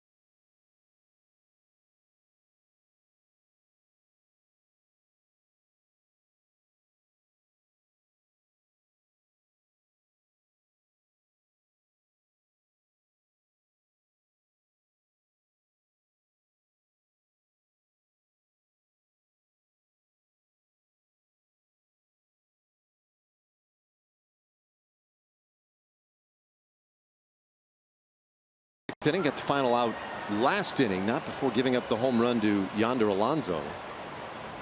So on in relief tonight for Bartolo Colon. And going to chew up some innings here. He will deal with the bottom third of the Indians order, Melky Cabrera, who is 2 for 2. And Yan Gomes and Tyler Naquin. So I kind of want to get to the bottom of this a little bit. Your mom's not using emojis, is she? Well, yeah, she uses emojis for sure. Yeah. Really? Yeah, she uses Makes those. me uncomfortable when my mom does that. Really? Yeah. I'm okay with those. It's the abbreviations, like need, right? Oh, I'll call you later on. I need to go to the store, right? In. Now I don't know how in the world that's need. It is. And I guess it is with my mom, which is nothing compared to her LOL. Yeah. Hey, your dad's not feeling well. Take him to the hospital today. LOL, mom. What? How is that funny? No, it's lots of love. Oh. Yeah. Liner out to center, and Tochi tracks it down. One away. And so that's the other thing. Sometimes it's one thing to have all the little abbreviation things, acronyms. Oh, there you go. I'll help you out once in a while. I like that. But it's another thing when you're like making up your own rules, yeah, and nobody else is playing on that same.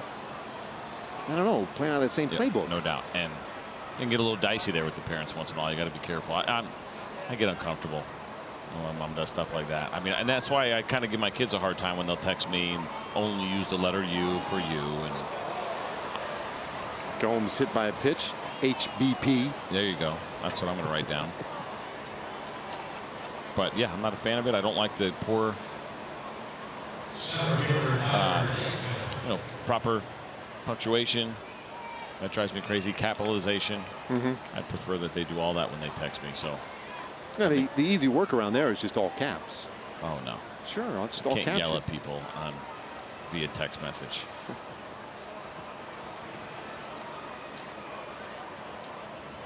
Gomes is on, and now Tyler Naquin. What about the the way you can send the text with an effect, right? Like graffiti or a balloon or maybe fireworks. You're okay with that? 16 and under. 16 and under. That's the rule on that one. Yeah. Okay. Noted. But there's times you'll do it by accident, right? Just want to tell somebody congratulations, exclamation point. This one hit well. Out toward the Rangers bullpen. Gone. And Naquin sends one out of the yard. Just the third home run of the year for Tyler Naquin. It makes it 8-0 Cleveland. We talked about Tyler Naquin last night, how there's been kind of a reemergence for him. Another opportunity. He was their steady center fielder in 2016. You're going to watch this pitch spin a little bit. It's got some good downward action, but you see Robinson Chirinos reaching back over the plate, and Tyler Naquin got this high enough in the air, and it continued to carry. It's a good night to hit the ball out of the ballpark. Hot night. Ball carrying pretty well to right.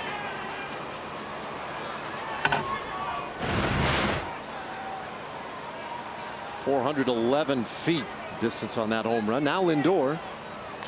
And he hits one on the ground first base. Profar right there. He'll race it to the bag for out number 2. Well, hey, Fox Sports Southwest and the Texas Rangers are going outside the box this summer. Tuesday, Outside the Box will be focused on baseball analytics. You can join us for a special broadcast on Tuesday night, where class will be in session. CJ's going to make us all feel dumb by teaching us more about the numbers than we're probably capable of understanding. All the acronyms you can handle. We'll break it down a little bit. I think the idea behind it is, it's a good opportunity. We'll take one game out of the year where you go a little bit more analytical heavy, but not to the point where it's over your head. It's more the idea of trying to explain some of those newer advanced metrics that are used and kind of what they mean, what their real value is. And even, you and I were talking during the break just about defensive metrics, and we've talked about it on air over the course of the year. And there's holes in certain numbers, or they might tell you one story, but maybe not the whole story that was intended to be told. And so there's an opportunity where we'll dig in a little bit and talk about some stuff. And even, we don't pretend to know it all. We certainly don't. We'll bring it to you in a little bit of a different way. I've had some pleasant conversations with people about how you work analytics into a broadcast. I've had some not so pleasant conversations with some folks that get a little bit angry sometimes that you don't force that into a broadcast a little bit more. And I think it's got to be natural. I think it's got to be something that kind of flows, makes sense for everybody. So we'll do a little bit of that. We'll go analytic heavy during that broadcast. Don't be intimidated. I'll try not to. Not you. Oh, everybody. Well, you too, but everybody else. Full count now on Michael Brantley. It would be a stark contrast, and generally people don't like major changes to the broadcast of their favorite team. We know that. Well, I mean, should people study before the broadcast? You don't have to study. You don't have to do homework. You don't have to do math. Math. Open book? More, I'm just looking for the open mind. Oh. Come in with an open mind a little bit. And understand, it's only going to be, it's one night only. A liner over third foul. And it's a victory for us. I always feel this way, just in general when we do a broadcast. But I think it's a victory for us if there are people that are watching going, okay, I kind of know where they're going with that. I don't love it maybe on TV all the time. I kind of now I know what that means. You can bring it to your friends, sound a little smarter maybe next time you guys are talking baseball, talking Rangers. If we can do that, then it's been a success. It's up. Popped up. Back our way. Count stays full on Brantley, who tonight is 1 for 3.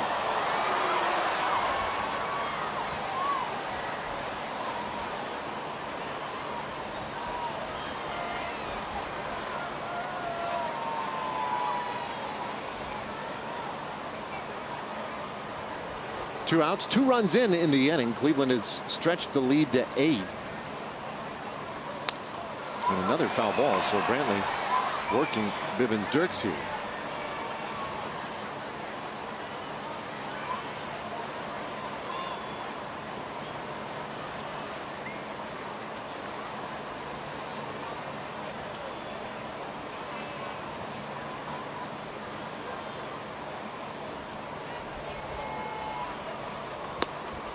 And he lost Brantley with the walk. So another base runner for the Cleveland Indians here in the 6th inning. Hard hitting Jose Ramirez coming up. Gives us a moment though for a word from our friends at Kia. At Kia, get America's best value backed by a 10-year, 100,000-mile warranty.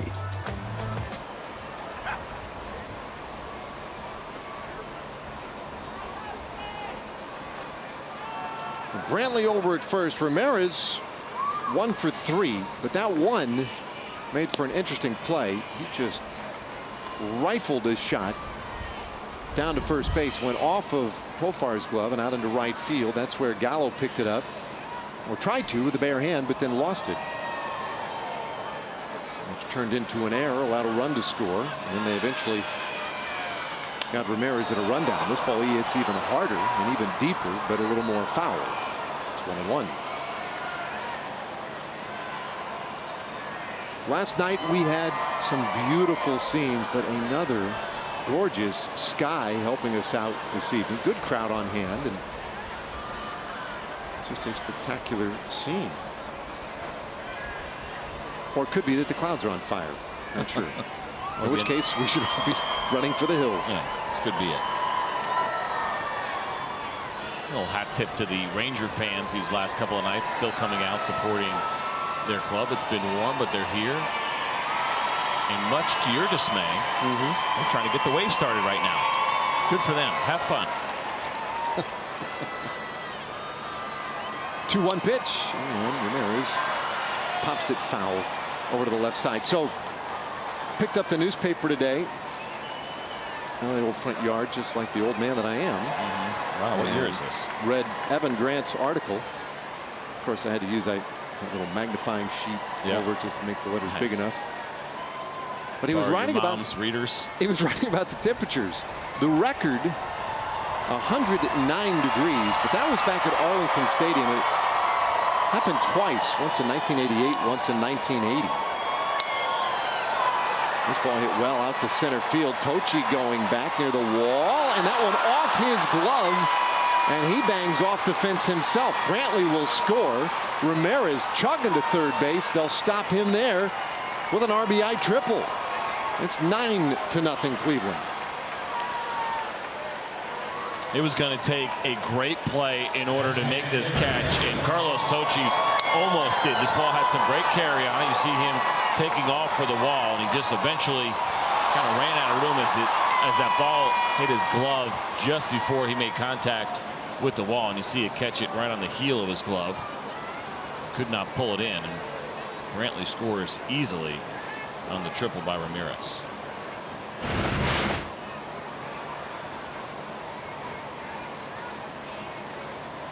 So the inning will continue. Encarnacion takes a ball. Well, that's a tough break there for Bivens-Dirks. You're right, though. Ball well hit. That was a long run for Tochi. One of those, you know, it's in the glove. 1-1 the count. As a pitcher, you're feeling okay. You got there. Got him. So were those day games? The old ballpark? Did it say? You know, I don't know. That's a good question. Leave it to Evan. I missed some details that are kind of important. Ground ball third base. Backhand stop Beltre. Plenty of time to throw out Encarnacion, and the inning is done. 3 more runs though for the Indians. They take a 9-0 lead now to the bottom of the 6th inning.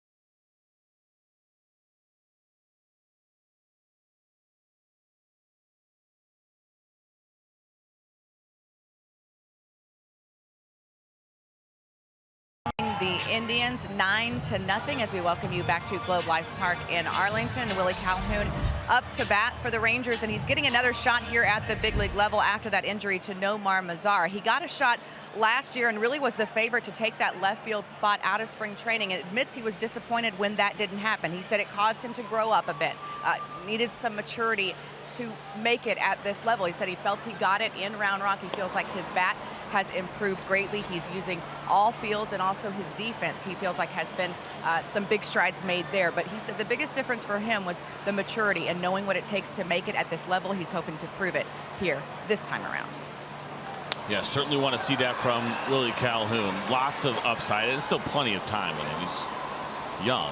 But the problem he runs into, and it's nothing he can really do about it, is the way that this roster is constructed right now. And he gets the opportunity because Nomar Mazara is hurt. I don't know what he can do even in that time. I mentioned this last night. Well, the idea of playing well and making it really difficult on the Rangers to send you back down is the goal. I'm not sure what he can do over that time to really force their hand based on what you have here in Choo and Mazara and Gallo. It strikes out here to start the 6th inning. Couple of defensive changes as Brandon Geyer moves into left field. Looks at some baseball cards out there, and Eric Gonzalez takes over at third base.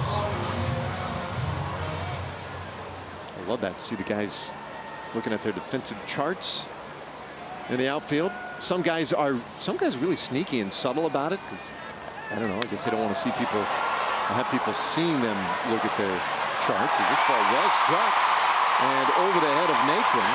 Tochi around second, heads for third, and he'll glide in there with a 1-out triple. So responds in his very next at bat with a first career triple. First extra base hit in the career of Carlos Tochi. There's a good look at the pitch grip, and that fastball stayed up in the zone. Good job staying down, driving it to the big part of the field there in the middle. Carlos Tochi came into this game 3 for 35 in his career this year. Of course, the first time he's been in the big leagues, and now he's got his first extra base hit. He does run awfully well. I mean, he made that triple look easy. So he's 90 feet away now for Shin-Soo Choo, who, by the way, 0 for 2 so far.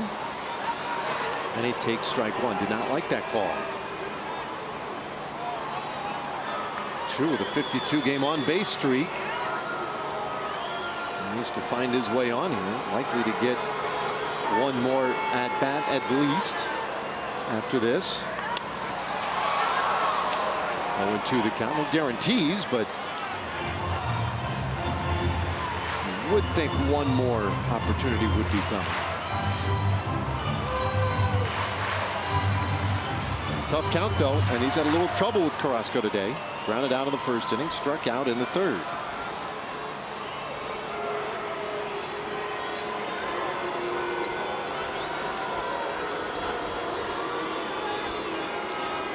Fans here hoping to see him extend that streak to 53. The 0-2 up and away. I do not get the sense that the streak is of dire concern for Choo. He seems to have taken most of it pretty well in stride to this point, but at the same time, I'm sure it's on his mind. 2-2 the count. He made the joke the other day about the All-Star game perhaps counting for half a game on this streak for him. A lot of it seems to have come very easily on these 52 games. That one game in was it Detroit? I knew you were in Barbados on vacation. Where was it? I think it was in Detroit when Ronald Guzman got the infield. Joey Gallo hit into one double play this year. The double play that he hit into was in the 8th inning. Put the streak in danger because that meant that there was no guarantee that Choo was then going to get up in the 9th. And then Ronald Guzman came through with a big base hit, which allowed Choo to get to the plate. He hit that little infield base hit to the third base side. It was just a dribbler. That was last at bat in the 9th inning. I believe that was in Detroit. There's been a couple, not many, but there have been a couple of days where it's gone down to that last plate appearance for Choo. It was July 8th. in Detroit. Yeah. 3-2, and he missed it. Strikes out swinging. 2 away in this 6th inning. Let's get to our Southwest Airlines player breakdown. It's been a good night so far for Carlos Carrasco. Really good use of the breaking ball. I mentioned this. You see it below the zone, and what that pitch does is it allows the fastball to jump on guys a little bit quicker. There's the fastball to Choo, the breaking ball to Chirinos into that double play, the easy 5-4-3 double play. But it's been a very good night for the Cleveland Indians right-hander. 5 2/3, 3 hits, no runs up to this point, no walks, and 7 strikeouts.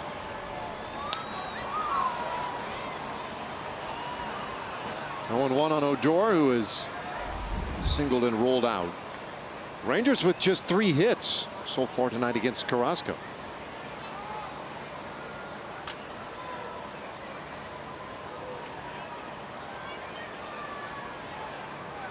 (9-0) the score. Carrasco, big guy, 6'4", 225 pounds, out of Venezuela.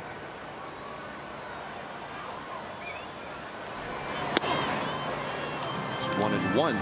It's a good example of a pitch that Rougned Odor, we've seen him chase plenty of times in the past. That up and away fastball. And it's good late movement at 94 miles an hour. Starts in his eyes probably on the corner, but finishes off the plate, especially down in the count. It can be difficult to lay off that one. It's just a little bit of a look as far as what Rugi's been working on.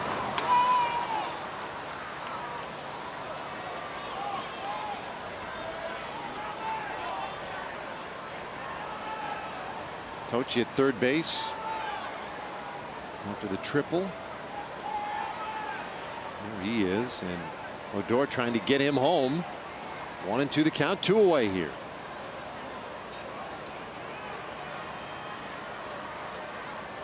Carrasco's 1-2 inside and blocked nicely back there by Gomes.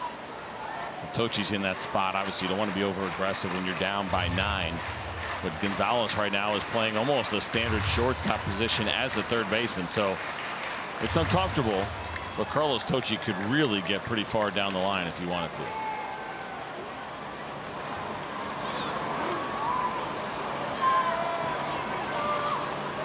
He's got to be, what, 55 feet off the bag? Well, probably at least. Well, you gotta move down that line a little bit. Here's 2-2. And a swing and a miss. Strike 3. So Carrasco ends up striking out the side in the 6th inning. We go to the 7th. It's still 9-0.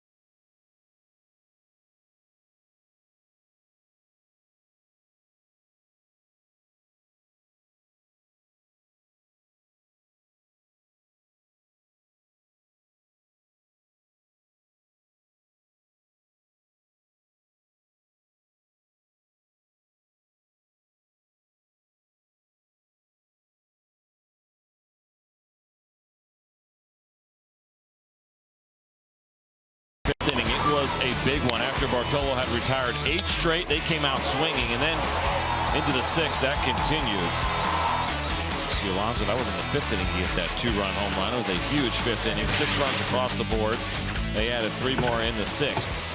Check this out. The Cleveland Indians, 5 games now against the Texas Rangers. 43 runs, 68 hits. 26 of those hits have gone for extra bases. It has been a good year offensively for the Indians against the Rangers. Well, this ball pretty well struck out to center field. Tochi going back, and it is gone. Second home run of the night for Yonder Alonso. Both of them off Austin Bibbins-Dirks. And it's double digits tonight for the Indians. 10-0 the lead.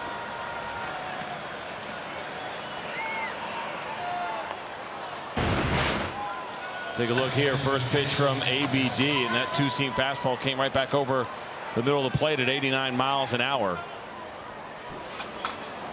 That's a good swing from Alonso.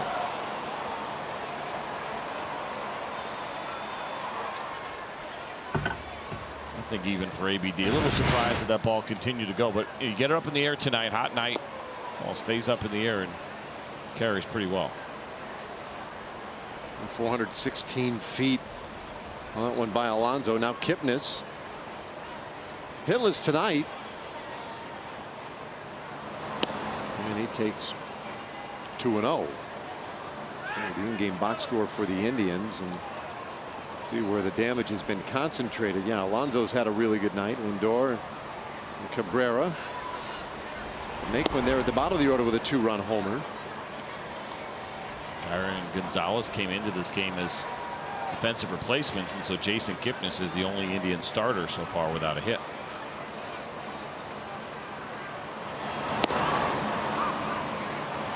Three and one.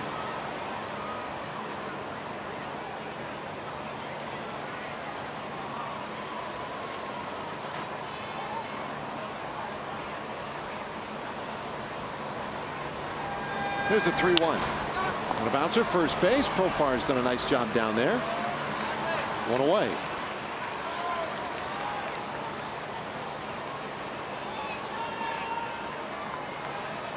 Well, ABD tonight, his job, eat some innings. Give that bullpen a little bit of a break. Kind of taking a little bit of that long man role, and in some ways, well, Matt Moore, who picked up a little bit yesterday. Alex Claudio also activated today, so some additions to that Rangers bullpen. But you know, the trade the other day of Jesse Chavez certainly creates a need for somebody who can go multiple innings out there. Even though Chavez really had kind of evolved into more of a late innings guy. 2-0. Yeah, it really was a nice year for Jesse Chavez. Did a really good job. I don't remember this. There was some speculation, at least not from within the organization, but from outside the organization, of whether or not he was actually going to break camp with the team. Sure. And did a nice job in the long man role. Did a really good job over the course of the season. I turned it more important. Another great play by Profar down at first. 2 away. Jurickson, wherever they have put him on the diamond this year, he has done such a nice job defensively. That's a spectacular play. It certainly is. He has been very nice with the glove down there at third base, and this is all about reaction with the hands. There's no time to move your feet, put yourself in any kind of ideal defensive position. You let your instincts take over. You use your athletic hands, and that's exactly what Jurickson did. This is a nice play. Short hop, nothing you can do about it. You don't have time to get the hop where you want it.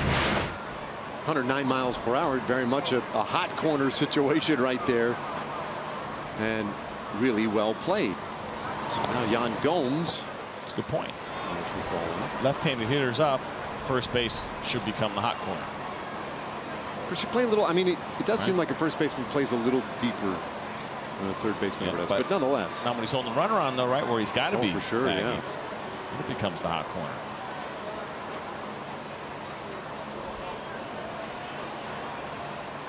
Gomes has been on a couple of times tonight, scored a couple of runs tonight. So just to finish that up on Jesse, I mean, I think that's quite the accomplishment for him. There was those rumblings about whether or not he was going to break camp, and then earned himself all the trust that you want to get from your manager. Went to that setup role a little bit more, and then all of a sudden a contender comes calling and would like to acquire him, and the Chicago Cubs did exactly that. It's good to see for him. Just a really good dude. I told you I played with him before he ever got to the big leagues in 2006, and he's just always been such a great guy, and I think also a really good veteran influence in the bullpen. I know the bullpen's gotten a little bit older, but just well respected by his teammates. Just a guy who gets it. So good to see him get that opportunity to go after a ring with the Cubs. And just sort of a little side note for him. Nearly 40 degrees cooler today in Chicago, where he is playing. Game time temperature, I think, was 68, 69 degrees there. It was 107 here tonight. His 9th different team at the big league level. A true journeyman. He's never pitched in the postseason. That opportunity will be there for him now. His age 34 season. He'll actually turn 35 before the year's over. So that's pretty cool too.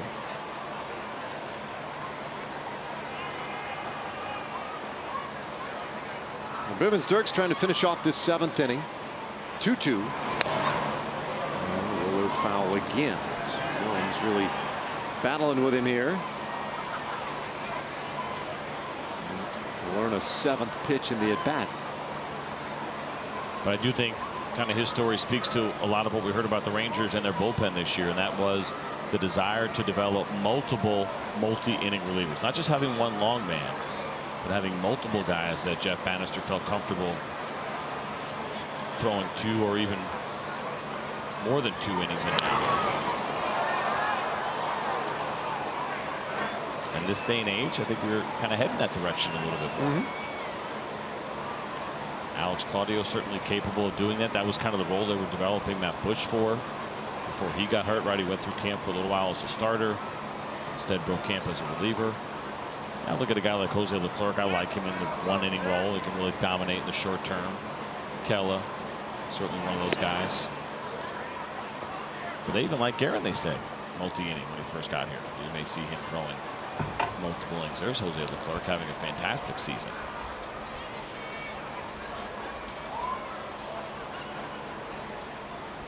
Well, full count now on Gomes. This will be the 9th pitch of this at bat.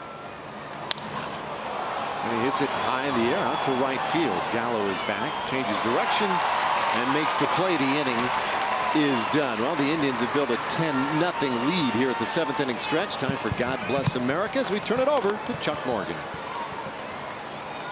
Your attention, please, ladies and gentlemen.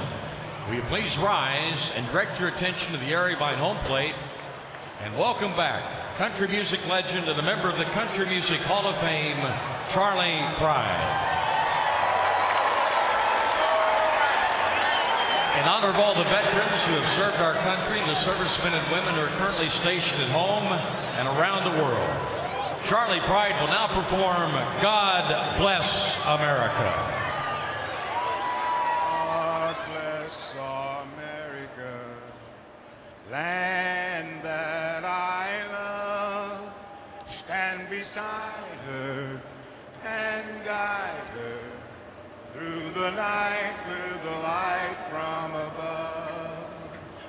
From the mountains to the prairie, to the ocean, white would fall. God bless America, my home, sweet home.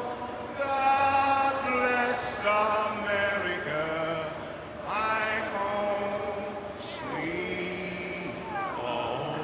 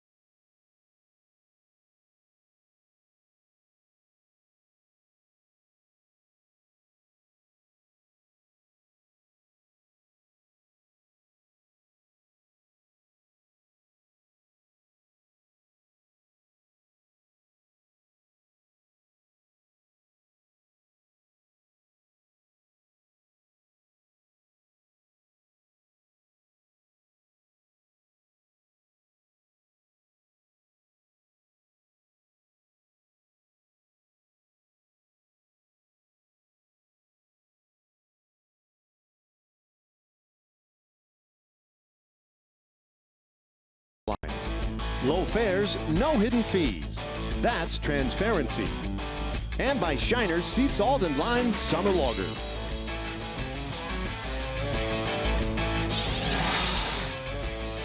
(10-0). Rangers in a bit of a hole. Now, this would be some kind of comeback. Not saying it's probable, but maybe. Right? Stranger things have happened. And you certainly don't want to be that person who missed it. So you gotta stick around, see what's going on here. Elvis Andrus hits first pitch into left field, base hit. Oh, that's how every great comeback begins. Andrus aboard to start the 7th inning. Good to see here. Good look at the 4-seam fastball grip, but up in the zone. Elvis Andrus all over it.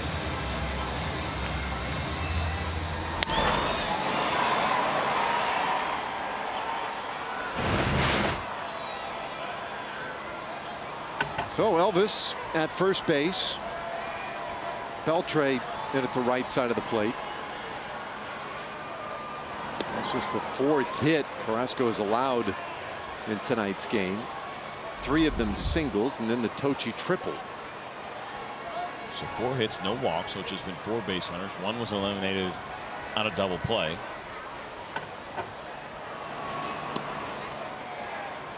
Two and 0. What's that? 3? That means 3 over the minimum. Yep. This point for Carrasco.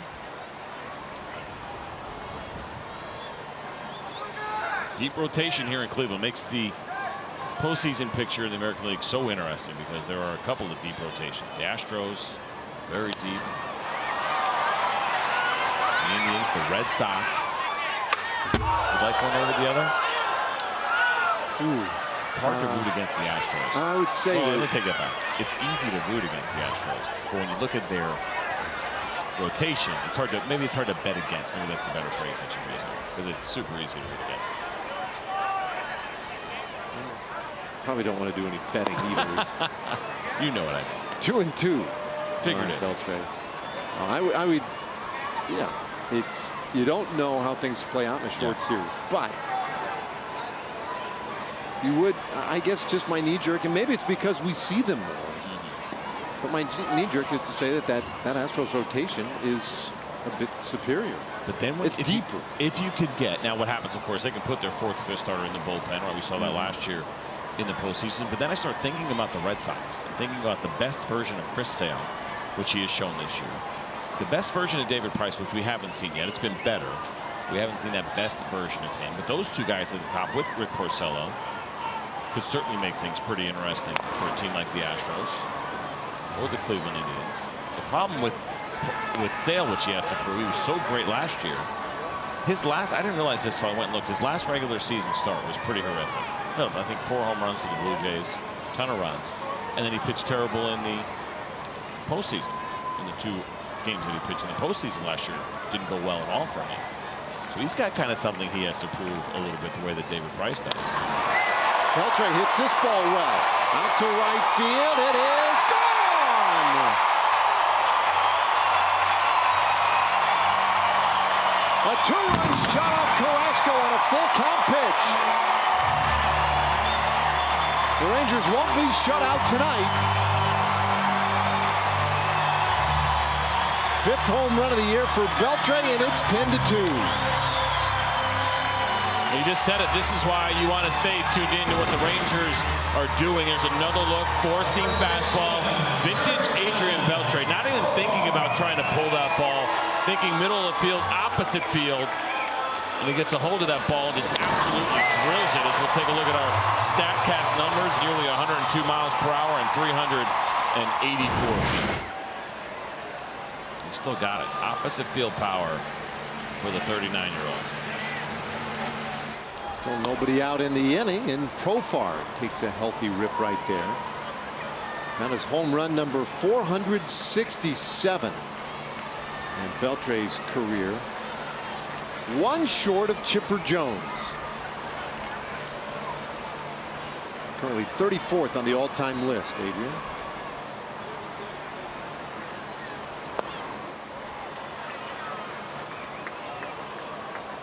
One and one on Profar, who has a base hit tonight. 10-2 our score. The reality is you want to get into that Indians bullpen. That's not something you thought you'd be saying when this year first started, but it's been a different year for the Cleveland bullpen. We saw it last night. Cody Allen led up back-to-back home runs with 2 outs and nobody on to tie the game. Robinson Chirinos and Joey Gallo, but wow, what am I missing here? Yeah, Cody Allen throwing here in the 7th inning. Very interesting. Wow, with nobody out. So I wonder if in the mind of Terry Francona is thinking biggest out could be coming in this inning. I'm a little floored by this, quite honestly. Oh, it's not another one of their miscommunications they had. We talked about that yesterday. Ball 4. Profar draws the walk. Inning continues. Still nobody out. Here comes Carl Willis, their pitching coach. Now this is interesting. I was down at their clubhouse today, and it's one of those things. Last night's 11-inning win for Cleveland was, yes, a win, but it was also a game where their greatest weakness was exposed badly. That bullpen was awfully shaky late, and Cody Allen a big part of that last night, giving up a couple of huge home runs. And so even though they came away with a victory last night, it was just another sliver of self-doubt that eased into the back of their brains a little bit. And you could tell in some conversations today that it's on the mind. So this an interesting indication that maybe Terry Francona is looking to reshape things a little bit. Who knows? They just acquired Brad Hand. Maybe they could use Hand in an elevated role, perhaps. Adam Simber, of course, had it as well. Here's Joey Gallo. Gallo 0 for 2. He has struck out and flied out. Cody Allen has not entered the game in anything but the 8th inning or later so far this year. That's pretty fascinating. It's only been 5 times that he has come in the 8th inning, and most of those were an inning and a third. So he's coming with 2 outs in the 8th, and one time he came in with 1 out in the 8th.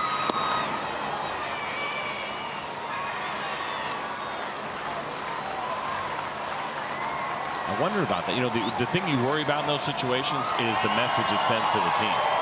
Now, they got the division pretty well in hand, even though it's only the end of July. There doesn't seem to be much of a threat. Hard ground ball, first base. The throw to second, 1. Over to first in time. Carrasco covering, and they get the double play. That is a nifty play. Goes 3 to 6 to 1 for the 2 outs. Now, oddly, Lindor thought the inning was over. He was headed in. He had me second guessing. I was looking down on my scorecard. I was like, wait a minute, it's only 2 outs, right? Look at this. So here comes Terry Francona. And that is it for Carrasco. He is done. Nice job, by the way, on that double play by Carrasco. He is off, and here he comes. Cody Allen coming in out of the bullpen for Cleveland in the 7th inning.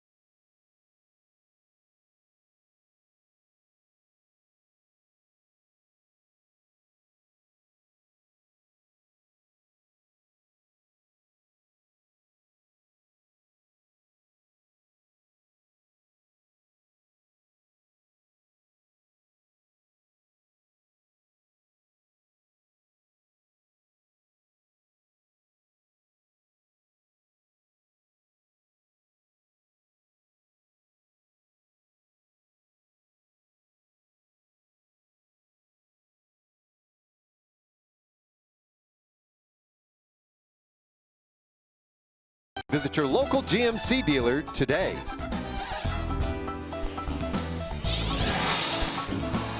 Ten to 2. And after the double play, Carrasco out of the game. Chirinos coming up now. Last night, Chirinos against Cody Allen. This was the scene. An absolute bomb, 450-plus feet. So Terry Francona, I guess, giving his guy a chance to extinguish some of the self-doubt and get right back on that horse and face Chirinos again here tonight. It's not too often, and it's not very much fun when a guy has taken you deep the game before that you come right back in and face him. It's always in the back of your mind a little bit that he feels pretty comfortable against you. Now, Cody Allen over his last 4 games has gone a combined 3 2/3 innings and has allowed 9 runs. And so there's been a little bit of an issue there. The ERA has been on the rise. And so while you were playing Fortnite during the commercial break, I went over to do a little research with our neighbors next door, and they actually said that Terry Francona is looking for an opportunity to give Cody Allen, get him in a game where it'd be a little bit lower pressure, where he can work on some of these mechanical things that he's been working on. Front side, he felt like has been flying open a little bit. And so they wanted to give him a low leverage situation, but it is kind of odd that it's against the guy that took you deep last night. I don't know how low leverage that really feels regardless of the score. And so they're trying to figure out ways that they can get him back on track. And they thought this would be a good time to do it. It's 1-2 in the dirt. It's kind of funny because while you were napping this afternoon, yeah, I was downstairs talking to Cody Allen. He had just finished his heavy ball workout in the hallway, which I watched for a few minutes. You jump in for a few reps. And I said to him, I said, hey, Cody, how you doing? He said, good. It's all right. So then I went into the clubhouse. But Francona did talk about him today, and he talked a little bit about the pitch selection last night to Joey Gallo. He's a bouncer up the middle, flagged by Lindor, scooped it first, and it's in time. Now Chirinos says, we want to take a look at it. But that is one whale of a play by Lindor. Jeff Bannister's got the hand up. They're going to take those 10 seconds to at least consider maybe reviewing this. We'll take a look at it real quick. Nice pick, by the way, by Alonso, and they, I doubt, are going to review this. It appears that he is out. Nice play by Francisco Lindor, one of the great shortstops we have here in Major League Baseball. Scoops its spin, one hop throw, and a nice scoop on the other side by Alonso.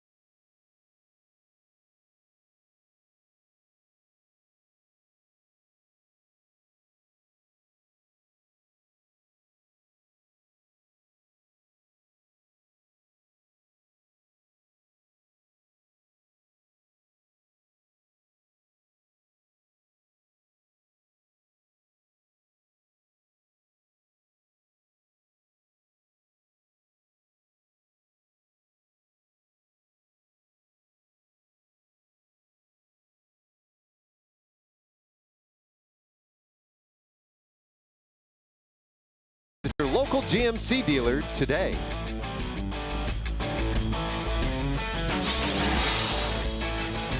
(10-2) as we move it along to the 8th inning tonight, and coming up Sunday, August 5th, Rangers and Orioles, 2:05 game. First 15,000 fans are going to get a Ted Williams first Rangers manager bobblehead, courtesy of Sweet Baby Ray's. Tickets at TexasRangers.com or by calling 972-RANGERS. It'll be against the Orioles. Of course, we just had that series against the Orioles, but no Manny Machado. Yeah. So you probably will know this. I meant to ask Tom this. We did that Orioles series. I do a little research here and there, and I got to look stuff up. Do you know the Orioles, of course, were one of the original American League teams? Do you know what they were the first year? Their team name? First year in Baltimore Orioles franchise history as a member of the American League. They only lasted 1 year. Bouncer down to first base.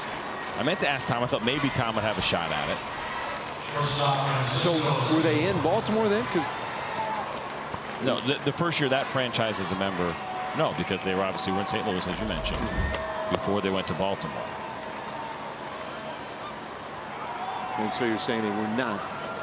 In 1901, they were not either the Baltimore Orioles or I got you. Or the St. Louis Browns. I didn't know this. Were they the? That's a good question. That's a great trivia question. I think multiple choice, I would have got it wrong. Did they start in Boston? No.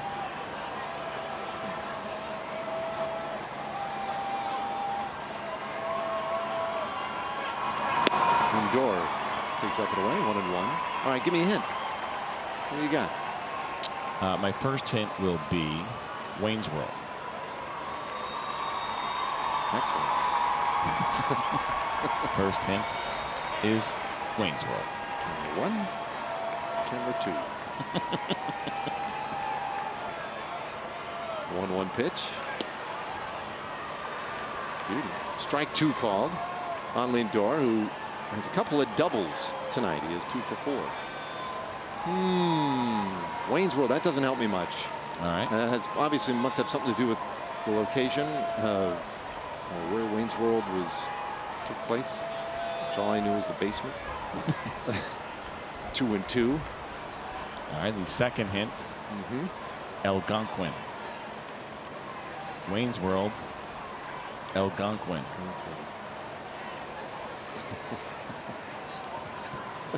This is challenging, but I like those hints. Not premeditated, any of these. Fouled away. Lindor stays alive. 10-2. Indians 6 runs in the 5th inning. 3 runs in the 6th inning and another run in the 7th. Really early on, it looked like Bartolo Colon was going to have one of those really good nights. His first 4 innings were really good. Bouncing ball, second base. Lindor throws out Lindor, 2 away. Final hint. So again, did not come from Boston. Beer and cheese. Milwaukee? Correct. What? So, but that started in Boston. They were the Milwaukee Brewers. But go prior to that. But that year, they were obviously in Milwaukee. Their first year in the American League in 1901, they were the Milwaukee Brewers. Milwaukee Braves? No, they were the Milwaukee Brewers. Really? Yeah. I didn't know that either. I was floored by it. That's flooring.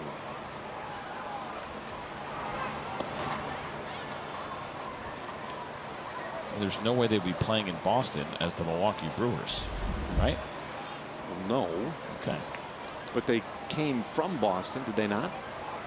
They played at the Lloyd Street grounds. That was Bartolo Colon made his debut. That was his first big league game. Well, Brandon Geyer's first at bat of the night and comes up with a base hit to right field. Not to change subjects, but MLB At Bat is your #1 Rangers app. You can customize your experience and take advantage of great features like the MLB.TV Game of the Day, in-game highlights, stats, news, and a whole lot more. Download MLB At Bat today. For people who are wondering and maybe driving them crazy a little bit, which I'm sure we did, of course, the great scene in Wayne's World with Alice Cooper when he tells the boys that it's pronounced Milwaukee. And then he starts talking about the Algonquin tribe. Really not helpful. Roller short. Andrios not in time. And Gonzalez beats it out. It's an infield hit and will not likely be reviewed. Chopper here. Talk about a lot of those high hops that were happening in front of home plate. And it's a great job by Elvis. Does everything he possibly can. That is close. Get one more look. Good stretch by Jurickson. That's the time you could really use the Ronald Guzman full split. Jurickson not interested in trying that move.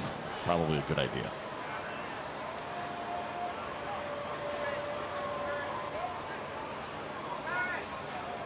We're talking about some early work prior to today, despite the fact that it's been so warm. I saw Ronald Guzman out there working on his defense at first base with Tony Beasley, doing some pretty interesting drills where he was standing at first and Tony was probably, I don't know, 20 feet away, kind of working a radius around and throwing pretty firm short hops from a bunch of different angles. And then he had him down on his knees taking ground balls on the grass, while Tony was hitting his fungos from a knee. Pretty cool stuff to watch. And interesting, he was a couple of back picks and even regular ones front side where Ronald Guzman was catching him, and I thought this was interesting because we just look at the end result. It's okay, well, he caught it, that's good enough. And Bees was kind of on him a little bit about, keeping your head into your glove, don't pick your head up, make sure you kind of watch the ball all the way into your glove, not just about using your hands to catch it, but developing those really good habits. This ball hit well out to left center field and carrying to the wall. It's off the fence. Ground quickly by Tochi. The relay throw heading to the plate, and it is not in time. Geyer scores on the Encarnacion double, so too does Gonzalez, and so it is 12-2.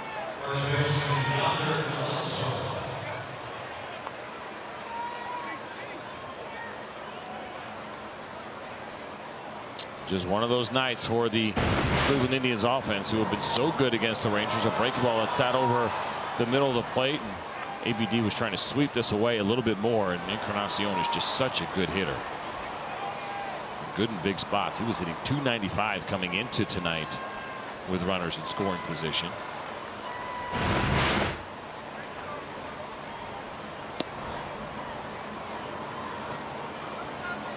Here's Yonder Alonso. He's had a big night, couple of home runs. And by the way, maybe a little hat tip in order tonight to Austin Bibbins-Dirks, who has come in a game that has gotten away. And for the good of the team, the long-term good of everybody in the bullpen and everybody wearing a Rangers uniform, is taking some bullets tonight. He's out there. His numbers are getting clobbered. But he's a good soldier. I mean, he is out there willing to soak that up to protect the rest of his teammates. As this one lifted into left center field, and Calhoun does get to it to end the inning. 2 runs score on the double by Encarnacion. We go to the bottom of the 8th inning. It's back to a 10-run difference.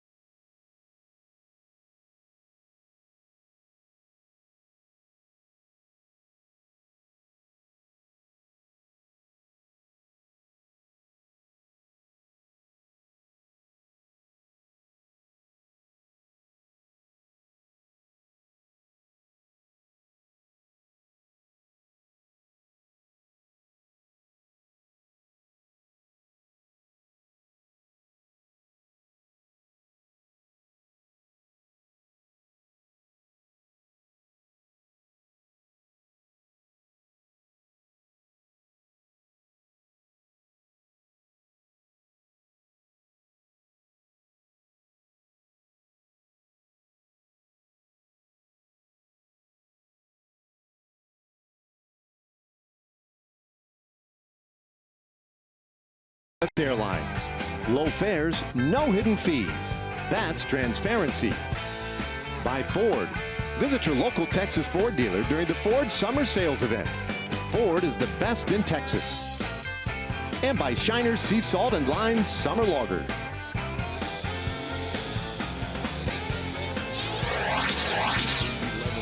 There he is, Eric Nadel. We celebrate him this year. Friday, August 3rd, Rangers and Orioles, 7:05 game. First 15,000 fans get an Eric Nadel 40th anniversary microphone, courtesy of Dr. Pepper and Kroger. Tickets available at TexasRangers.com or by calling 972-RANGERS. I don't think I'm working that series. I want one of those.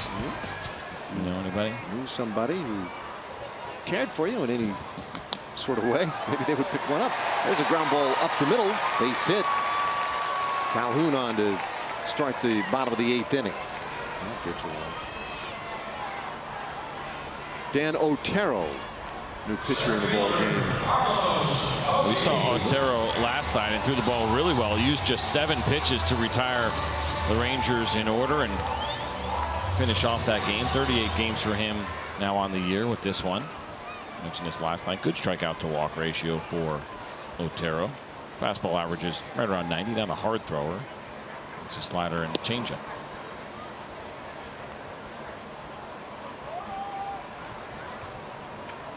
Misses to Carlos Tocci.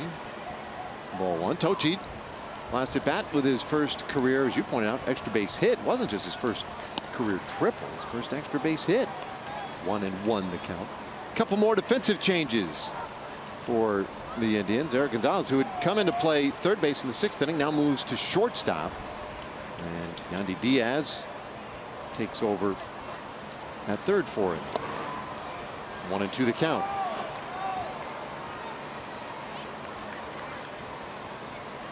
So Tocci 1 for 2 in this one tonight. Came in 3 for 35 this year. Now very sporadic playing time. 2-2 the count. But nonetheless has not enjoyed a lot of success. Just 4 hits now for the year.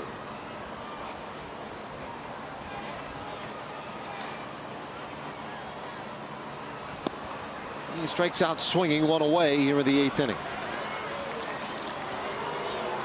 It's time now for our Coors Light refreshing finish, and we've seen a couple of home runs. Here we go. And Yonder Alonso, we talked a lot about what has changed for him trying to get the ball in the air, and he got himself a changeup that he could handle, and he hit this ball extremely well out to right field, and then a pitch up in the zone. This one he took out to dead center field, and that is our Coors Light refreshing finish.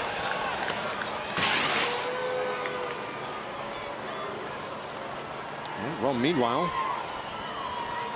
the story left for tonight is at the plate is Shin-Soo Choo. 0 for 3. His 52-game streak on the line. Man at first, 1 out. Bottom of the 8th inning. In a lopsided affair with Cleveland. Indians may be wasting some offense tonight, and the first 2 nights, in fact. So the streak has advanced in his last plate appearance on 4 different occasions this year. A walk on July 1st. You talked about the little dribbler of a hit on July 8th. Bouncer right side.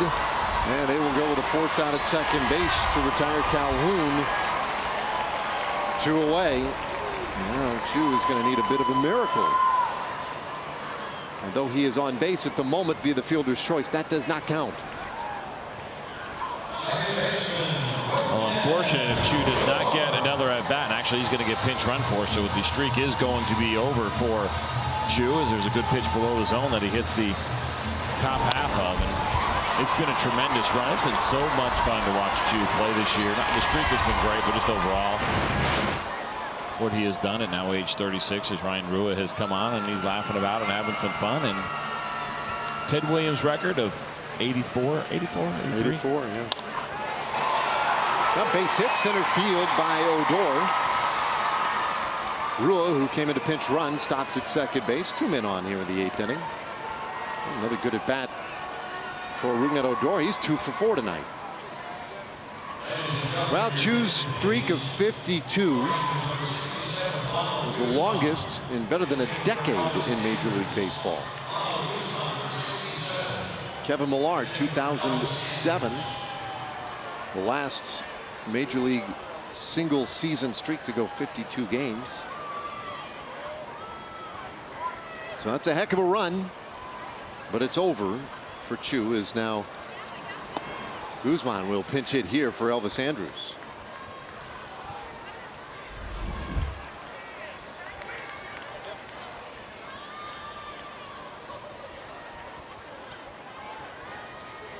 Rua at second, Odor at first.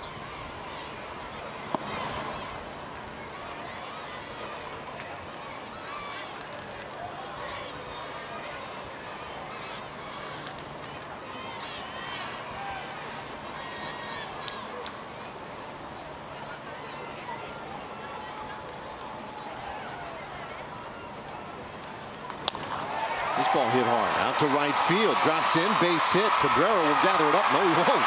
Had a little trouble with it. So Rua scores. Odor stops at third. And it's 12-3. Good job by Ronald Guzman in a pinch hit opportunity. Not always an easy thing to do, and doing it against a pretty good reliever in Otero.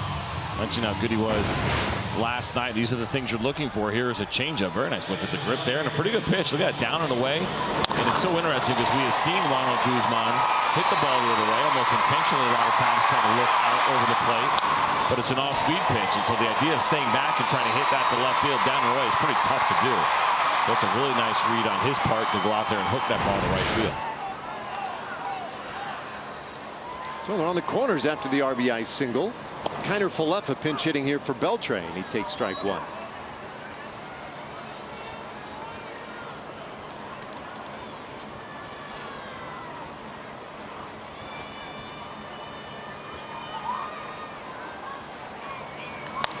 Hits this ball sharply foul. Ooh. You think we'll see Kiner Falefa catching tomorrow?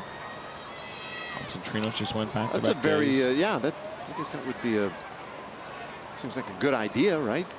Give him a chance to get some reps and maybe give Chirinos a bit of a break after 2 long nights in the heat here.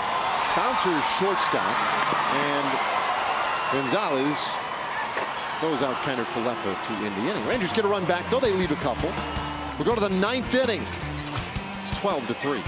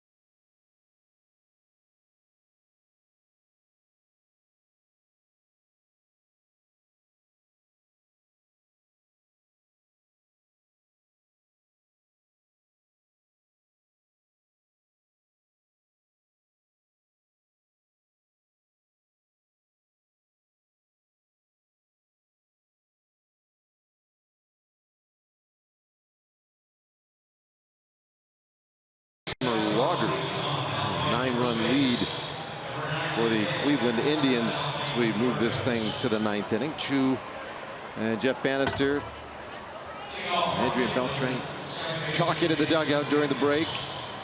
The streak over for Choo at 52 games. He is out of the game, and we look ahead to the finale tomorrow in our Ford probables. Mike Clevenger will go for the Indians. His third start against the Rangers, and he has pitched well in his first two. Gallardo 12-6 against the American League Central in his career. He'll have the ball for the Rangers. Austin Bibbins-Dirks continuing to toil tonight, and he finds the outside corner to Kipnis for strike one.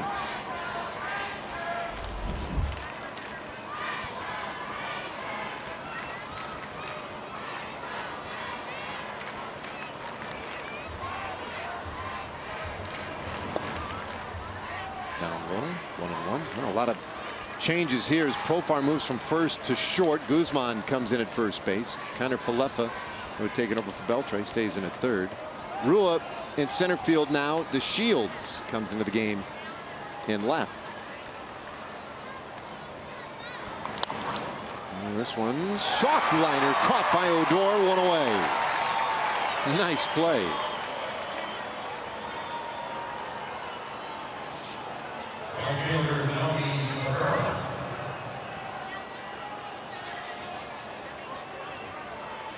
Take a look at the replay here. Austin Bibbins-Dirk continuing to do some work here, and a nice job by Rougned Odor. I mentioned how important it is and what a big deal it is that ABD is out there for potentially 4 1/3 innings. The Rangers start off their post-break schedule with 12 in a row. So there are no off days until August 1st. And extra innings yesterday. An early exit for Bartolo Colon in this one. The bullpen has taken on quite a few innings, and so the idea that Austin Bibbins-Dirks will take all of them on this evening, it's a big deal. Sometimes one of those things that goes underappreciated, except by the people that are wearing the Rangers uniform, and especially those guys in the bullpen. They get it, as do the rest of his teammates.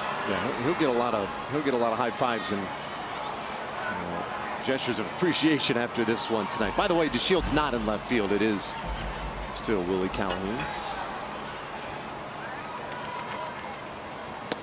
So technically then the Rangers lose the DH, right? If Rua stayed in the game, because Choo was DHing tonight. I thought I was so surprised. So because Rua's getting an inning of defense, the Rangers no longer have a DH. Is correct. In the dirt. 2-1. So the pitcher would hit in Tochi's spot, right? Yeah. Yes, he would. And the only guy left on the bench is Delano DeShields. So if that spot were to come up, he would hit there. Little flare out to left center field. That one drops in for a base hit. Long route to that one, and it allows Melky Cabrera to get to second base for another double. He is 3 for 5 tonight with a pair of doubles.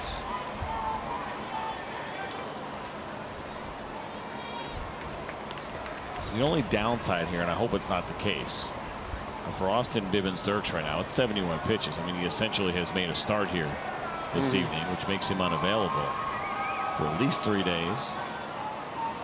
I'd say at least 2, probably 3, maybe 4. Hopefully, that's the one downside when you do this role. There could be another roster change because he's down for so long. Right. Hopefully not. We'd love having ABD here with the Rangers.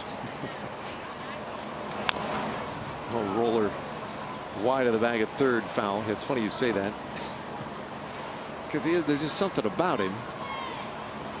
He's such an affable guy and fun to be around. And so today, everybody would go over to the locker, chat with him, welcome back. And the conversation quickly turned to quite a random conversation about Oregon, the fact that you can't pump your own gas there. Really? Oh, yeah. Like New Jersey. Yeah. Well, New Jersey, I don't think has that law on the books anymore. They don't. No. Oregon's the last holdout on that one. Fly ball out to right field. I mean, if you watch a couple of episodes of Jersey Shore, you would understand why they wouldn't let some folks from Jersey pump their own gas. And I could say that because I went to high school in New Jersey. Yeah, those are your people. Which also then turned into a conversation about the last standing Blockbuster, which is in Bend, Oregon. They closed 2 like a week or 2 ago in Alaska. In Alaska, leaving just 1 remaining Blockbuster storefront, and it's in Oregon. That's amazing. And this conversation with ABD and a group of about 5 or 6 of us extended a good 5-10 minutes over sort of really meaningless things in life. And that's why we love the guy. Hard ground ball up the middle. That's a base hit around third base Cabrera, and he will score. Back to a 10-run lead, and Naquin has driven in 3 runs tonight.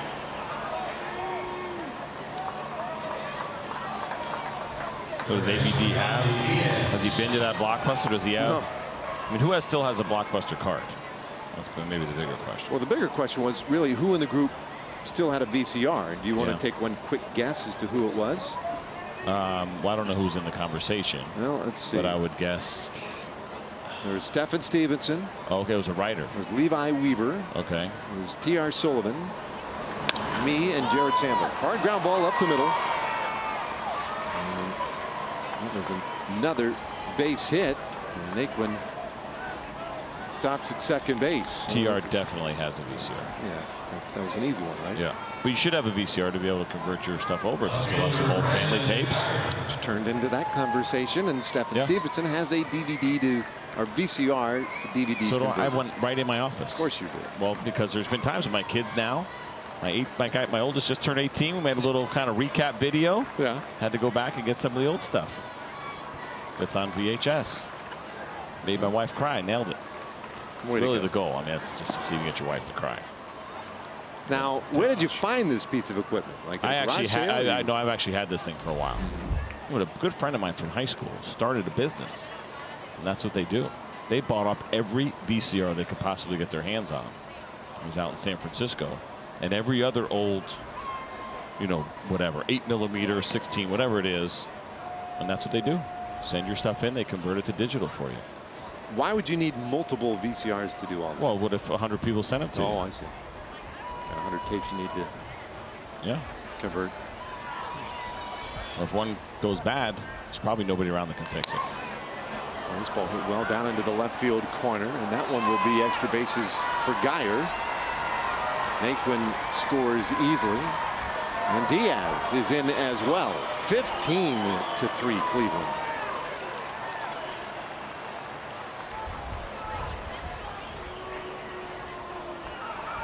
Mama said there'd be days. This is one of them. Old-fashioned beatdown today by the Cleveland Indians.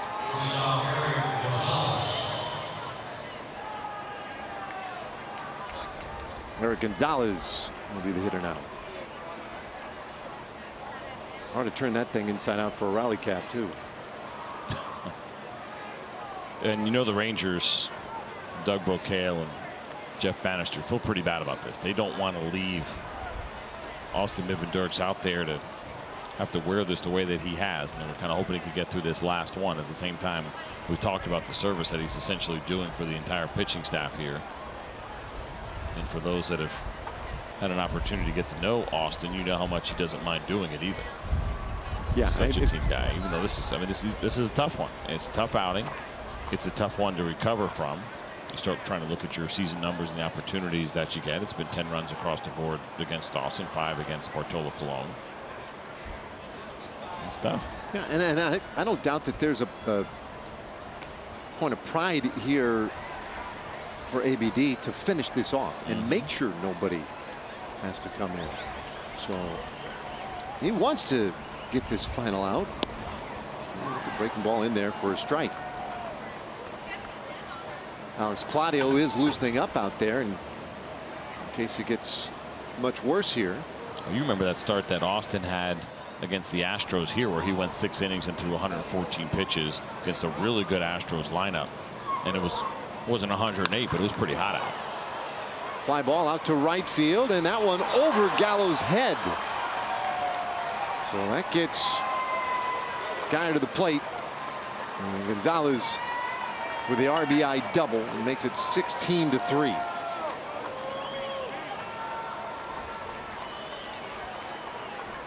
This is killing Bandy. You know it is. And it's such a difficult spot to be in. He hates to see his guy out there struggling. He knows the contributions that he's made both last year and this year.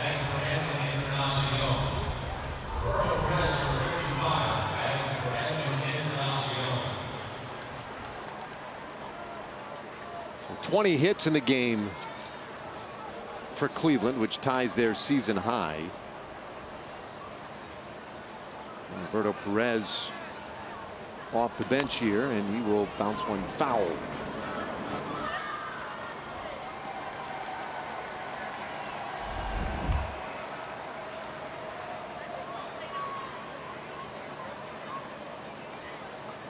Ninth inning, 16-3.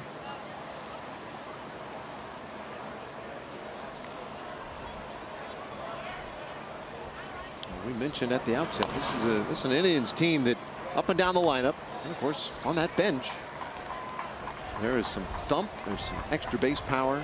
It's a really good looking offense. And it's not a perfect team. They came in with an 8.5 game lead though in the Central Division.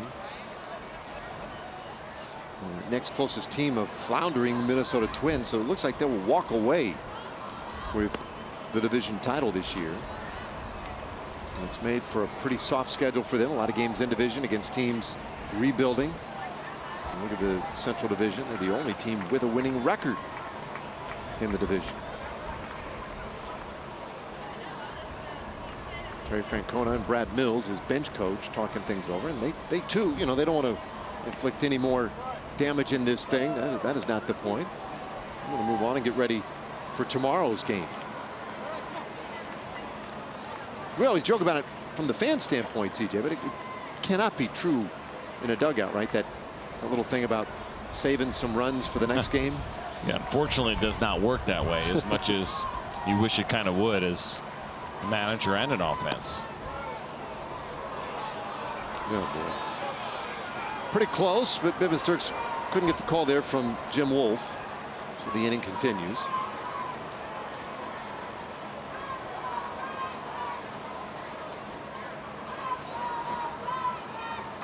It's tough. Feel like you made a good pitch right there, right on the corner. Ground ball, that one through into left field, and they will stop Gonzalez at third base. Single for Perez. They're on the corners. And Jeff Bannister reluctantly heads out there, and he's going to have to relieve Bibbins-Turks. And Austin not happy. Really wanted to finish this one off and take care of it for everybody, but not going to be able to do it tonight. Just ran out of gas in that heat this evening. Hopefully gets a nice round of applause though from these fans here tonight. That was yeoman's work for Austin Bibbins-Turks. Back in a moment.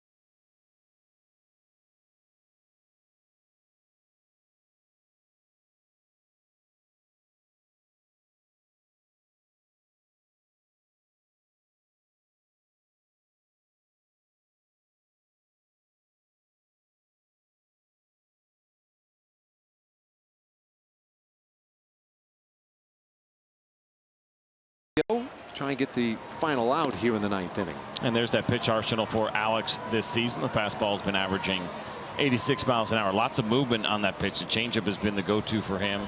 It's been such a good pitch over the last couple of years. And you'll see that slider once in a while as well, that he'll sweep against left-handed hitters, and that's exactly what he is dealing with right now, as Yonder Alonso will step in against the Ranger lefty.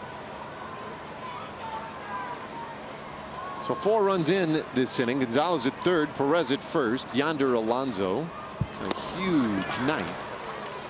And swings through strike 1. You okay over there? Yeah, I don't know what that was, but it just flew and hit me right in the face. It was a pretty big bug. He was bringing some weight. Wow, that was scary. 0-2 the count. I wasn't sure if that was the heat getting to me and I was seeing things, but no, something hit me right in the face as I was just sitting here. I think I stepped on him. I think it's the last thing he did was bump into me. Whew. I'm glad we weren't taping that. I wish we were.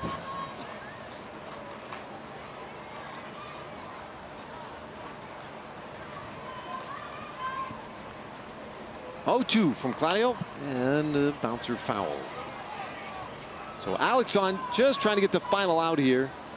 Austin Bibbins-Dirks really gave this team great effort tonight. Tried to will his way through a 9th inning, but soaked up in his 4 innings 11 earned runs and 13 hits. Long night for him in this heat, and a bouncer foul keeps the count 0-2. Bartolo Colon went 4 2/3. He couldn't quite wiggle his way through the 5th inning. Allowed 5 runs on 8 hits. Just a walk and 2 strikeouts for him. Well, a lot of respect for the effort tonight from Austin Bibbins-Dirks.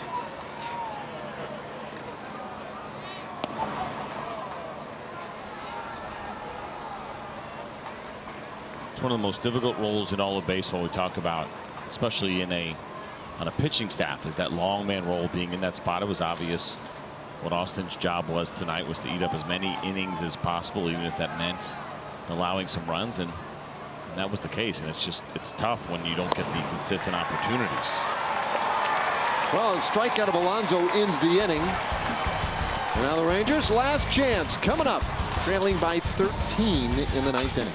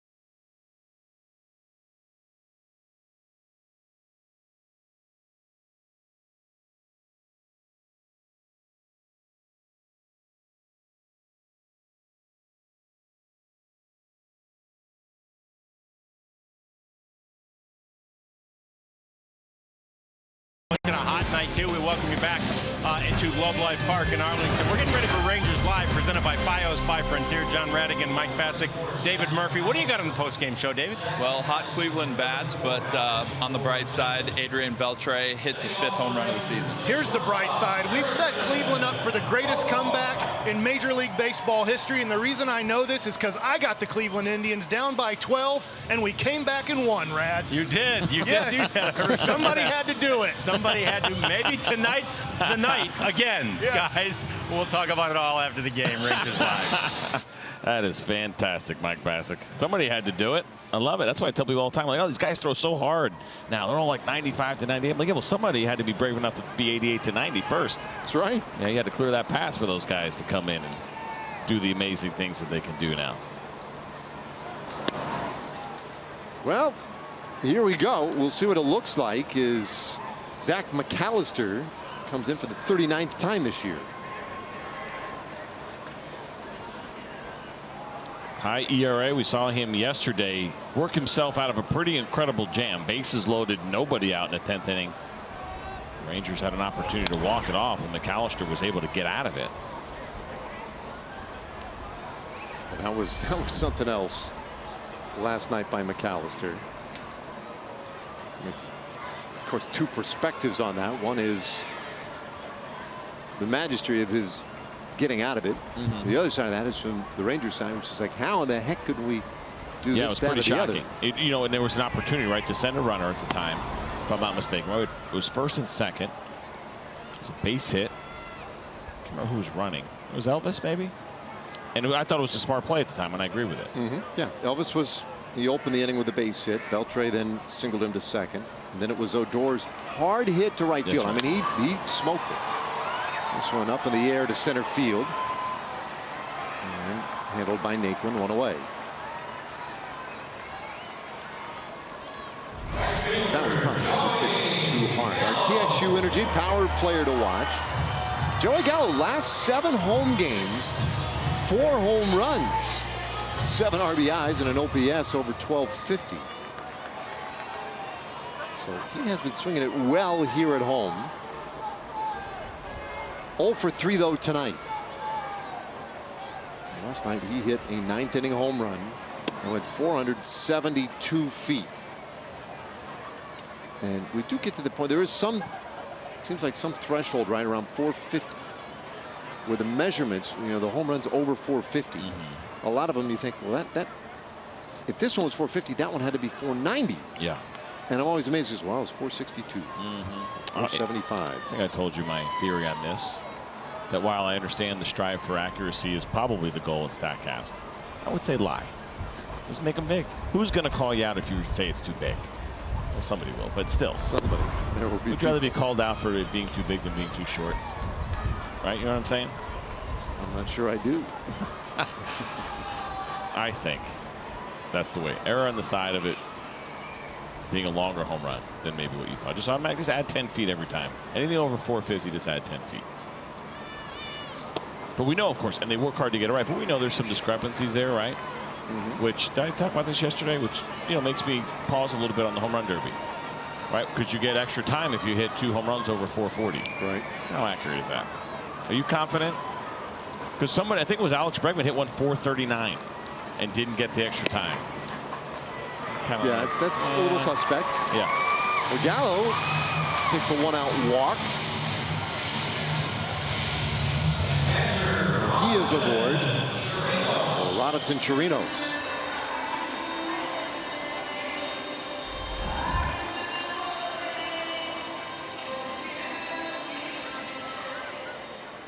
We just mentioned how Gallo hit the big home run last night in the 9th inning. Chirinos hit a monster home run last night in the 9th inning.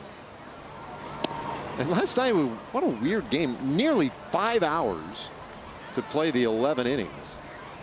But it was such a wildly entertaining game from start to finish. You hardly knew. I agree with you. You know, time of game was as long as 4:48 yesterday. Yeah. Didn't really feel like it. You know, usually from our position, we get a pretty good feel. It usually does feel like it. You know, when you're sitting here watching the game, calling the game, but it did. I was shocked when you told me that we hit the 4-hour mark. I was like, really? Didn't feel like it at all. This game has felt a little bit longer. And we just passed the 3-hour mark not that long ago. Popped up. Ends up in the seats. Uh-oh. Come on, man. There we go. Made up for it. Instant redemption. Yep. I think she likes it.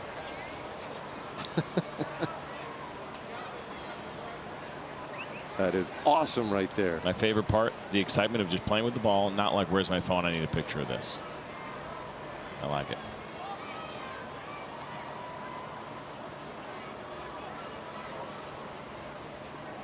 One-two to Chirinos. And he shoots this one out to right field, but hauled in by Cabrera. 2 away. The Rangers are down to their last out.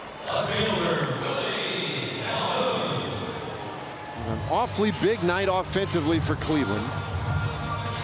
Calhoun, who had a base hit his last time up, he's 1 for 3. He is the Rangers' last hope to keep this thing going. Nobody holding Gallo over at first base. It's a large walking lead, but not going anywhere. Down by 13 runs. And this one flared out to left field, but just enough time for Geyer to get there. And this one is over. 16-3, the final score here tonight. All Cleveland, as they've taken the first 2 games of this series, with the finale tomorrow afternoon. Now stay with us. John Radican back in the booth with David Murphy and Mike Bassick, and they'll have all the reaction and breakdown of this one for you tonight. For CJ Nitkowski, Emily Jones, and our entire crew, I'm Dave Raymond, inviting you to stay with us. More coverage of Rangers baseball coming up right after this.